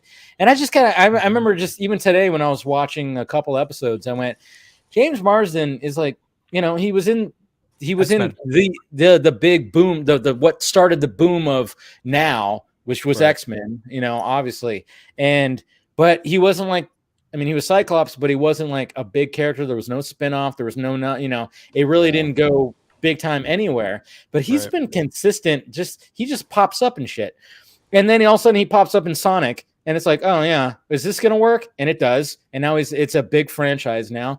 And he's in Westworld. That's a great show. People talk about it all the time. It's in its 4th season. He's just one of those guys. It's like, oh yeah, I like James Marsden. I'm glad he's there. Look at that. Yeah, he's got a little bit of range. He can be comedic, he can be dramatic. Yeah, he can be funny. Yeah, and then of course he's pretty to look at because he's like one of those. Hey, he doesn't age. You look at him from fucking X-Men and back in 2000 or whatever. Yeah, and look at him now. It's like, let's not forget the Notebook. No, come on. Fair. That's fair point. Yeah. fair point. Even Sonic the Hedgehog, he doesn't look like he looks almost the exact same as he did as Cyclops in the first 3 X-Men movies, which is astonishing. Pun intended. He was the prince in Enchanted. That was another one. So which one? So he was the prince in Enchanted. Oh, that's right. Yeah, that's you. I know you love that movie, and disturbing behavior. Yeah, I don't know why you love that movie. Could it be because of James Marsden? Yeah. Or you know what? Zachary Quinto as Dead Man. That's not a bad choice. So that's another thing. We're talking about all this stuff, and it's like, fuck, just give us something, man. Give me some Justice League. Give me some Jail Dark. Like, announce something. Yeah. You know, if J.J. Abrams out of here, man. Like, get rid of him. I hasn't done shit. If Pedro Pascal wasn't Maxwell Lord in Wonder Woman 84, I'd say Zachary Quinto would make a pretty good Maxwell Lord. Yeah, I'd be pretty good. That's kind of where I'm at. But who else would he be? Like, if you were to cast him in a brand new project, who? You know what? Quinto would make a pretty solid Brainiac. Ooh. Yeah. Ooh. Yeah. I like that. Yeah. I mean, he plays Spock. Exactly. So. That's exactly the reasoning why. Yeah. Didn't he play Nosferatu in a series? I think a limited series for like A&E. They did like a Nosferatu kind of thing or something like that or something. He was a bad guy. No, when I first saw him, that I could tell he had range was American Horror Story. He was in the Asylum season. He was in the first villain. season too. He was also Sylar in Heroes. Yeah. Oh yeah, that's right. Heroes. Yeah. So that was a phenomenon. I never got into Heroes, but that was quite the phenomenon. That show's actually pretty effing cool. Yeah. Never got into it either. I just know Save the Cheerleader. That's all I know from that. From the pop culture. There it is. Thank you, Russ. He was. There was like a Nosferatu that limited series. Like I think it only went for like 2 seasons, but he was No, he has range, so I could see him doing something like that. And he hasn't really done. I haven't really seen him in anything since. I mean, obviously they keep talking about a Star Trek 4 that could be possibly coming out, but who knows with that?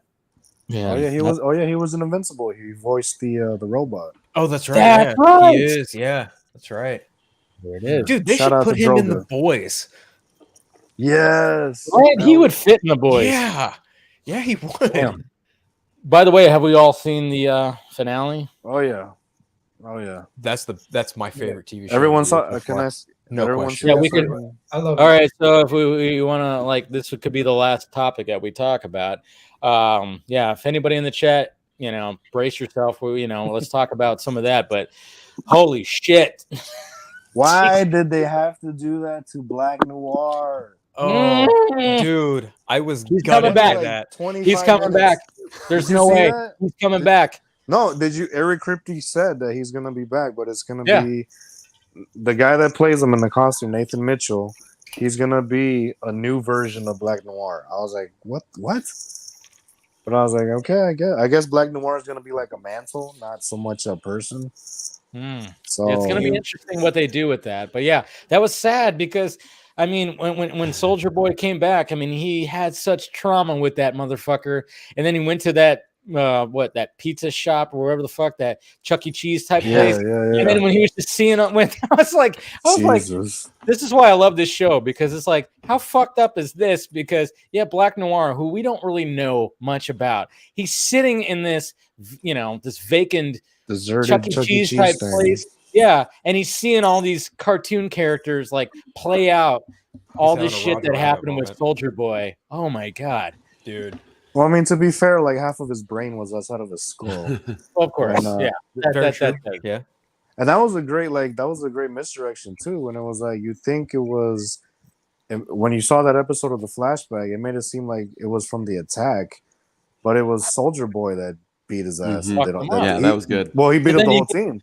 You realize, like, oh, that's why he keeps all that shit on, because he is so, like, he's fucked up underneath. And then even Homelander, when he goes, I see your face underneath all that, like, I see the scars, I see all the, he was like talking about that before he fucking did a whole Injustice Superman. Right? Superman Joker. Yeah. It's funny, we were talking about this on Anthony's show, ACS Universe, last night, and like, I think the real brilliance of that sequence is like, you have you save yourself the budget of trying to get all these actors together to do this big ass action sequence. Instead, you do it from a creative perspective of having this character relive his trauma through a form in which he feels comfortable, but also at the same time it's frightening because he's reliving this trauma through fucking cartoon characters, Roger Rabbit style, right? And like, you get all this efficient backstory as to why Black Noir is so fucked up in the head, but at the same time you see where his trauma is stemming from, and you just see it in the most comedic way possible, because you see Jensen Ackles voicing a fucking eagle, and he's just beating the shit out of a black sheep. You're just like, oh my god, this is horrible, but at the same time, it's just super. And good. and just alone that he's a sheep. He's a black sheep. Yeah, exactly. You know the message behind that. Yeah, and of course, Soldier Boy is an eagle. Yeah, right. God, man. And then you know, I mean, obviously, when we found out that Soldier Boy is like technically Homelander's father, that was like a, you know, the way that they ended that episode before the season finale. Holy shit! One of the greatest lines in television history. I beat my meat into a cup. Yeah. I will counter that with one of the best lines of television history. It's like you have a neon sign around you that says "Raw dog me, I'm a bottom." That shit still has me. So many good lines. There's so many good lines in this damn thing, man. Is your idiot brain getting fucked by stupid? Getting fucked by stupid? Seriously. Oh man, that show, The Boys. You think it's gonna end next season, or are they gonna go like 5? Kripke said they're doing 5 to 6. I think they can go. Yeah, if they have enough to do 6, cool.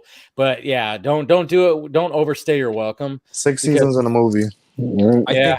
I think adding a time ticker on Butcher was exactly them going, yeah, we're not doing this 10 season bullshit. Yeah. True. But did you pick up on? So I'm watching that last battle, which was really cool, and Maeve stepped up, and then they did the switch where Maeve was great, and my wife was really happy that Maeve ended up living, and I'm like, what's the only story plot reason for her being alive still? So she can have her eggs harvested. No. Okay. I was gonna say that. She's carrying Butcher's kid. Because they fucked. Shit. That is the only story reason why she's still alive. Oh, holy shit! I completely forgot about that. Oh, fuck. Oh, yeah, because you know that he didn't. He was like they weren't thinking rubbers. He just fucking. Hell no. Yep. And he smashed while he was on V too. That's true. 10V. That's very true. That's how you bring her back. When that happened, I was just like, yeah. Yep.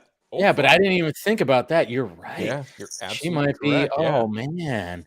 Oh, that's that, dude. I completely forgot about that. That totally is going to be that has to be a part of season 5. There's no way that's not, or 4. Oh, and that's now no she's way. powered. She'll be back at the end. What happens there? Right? Like baby burst out of her fucking stomach.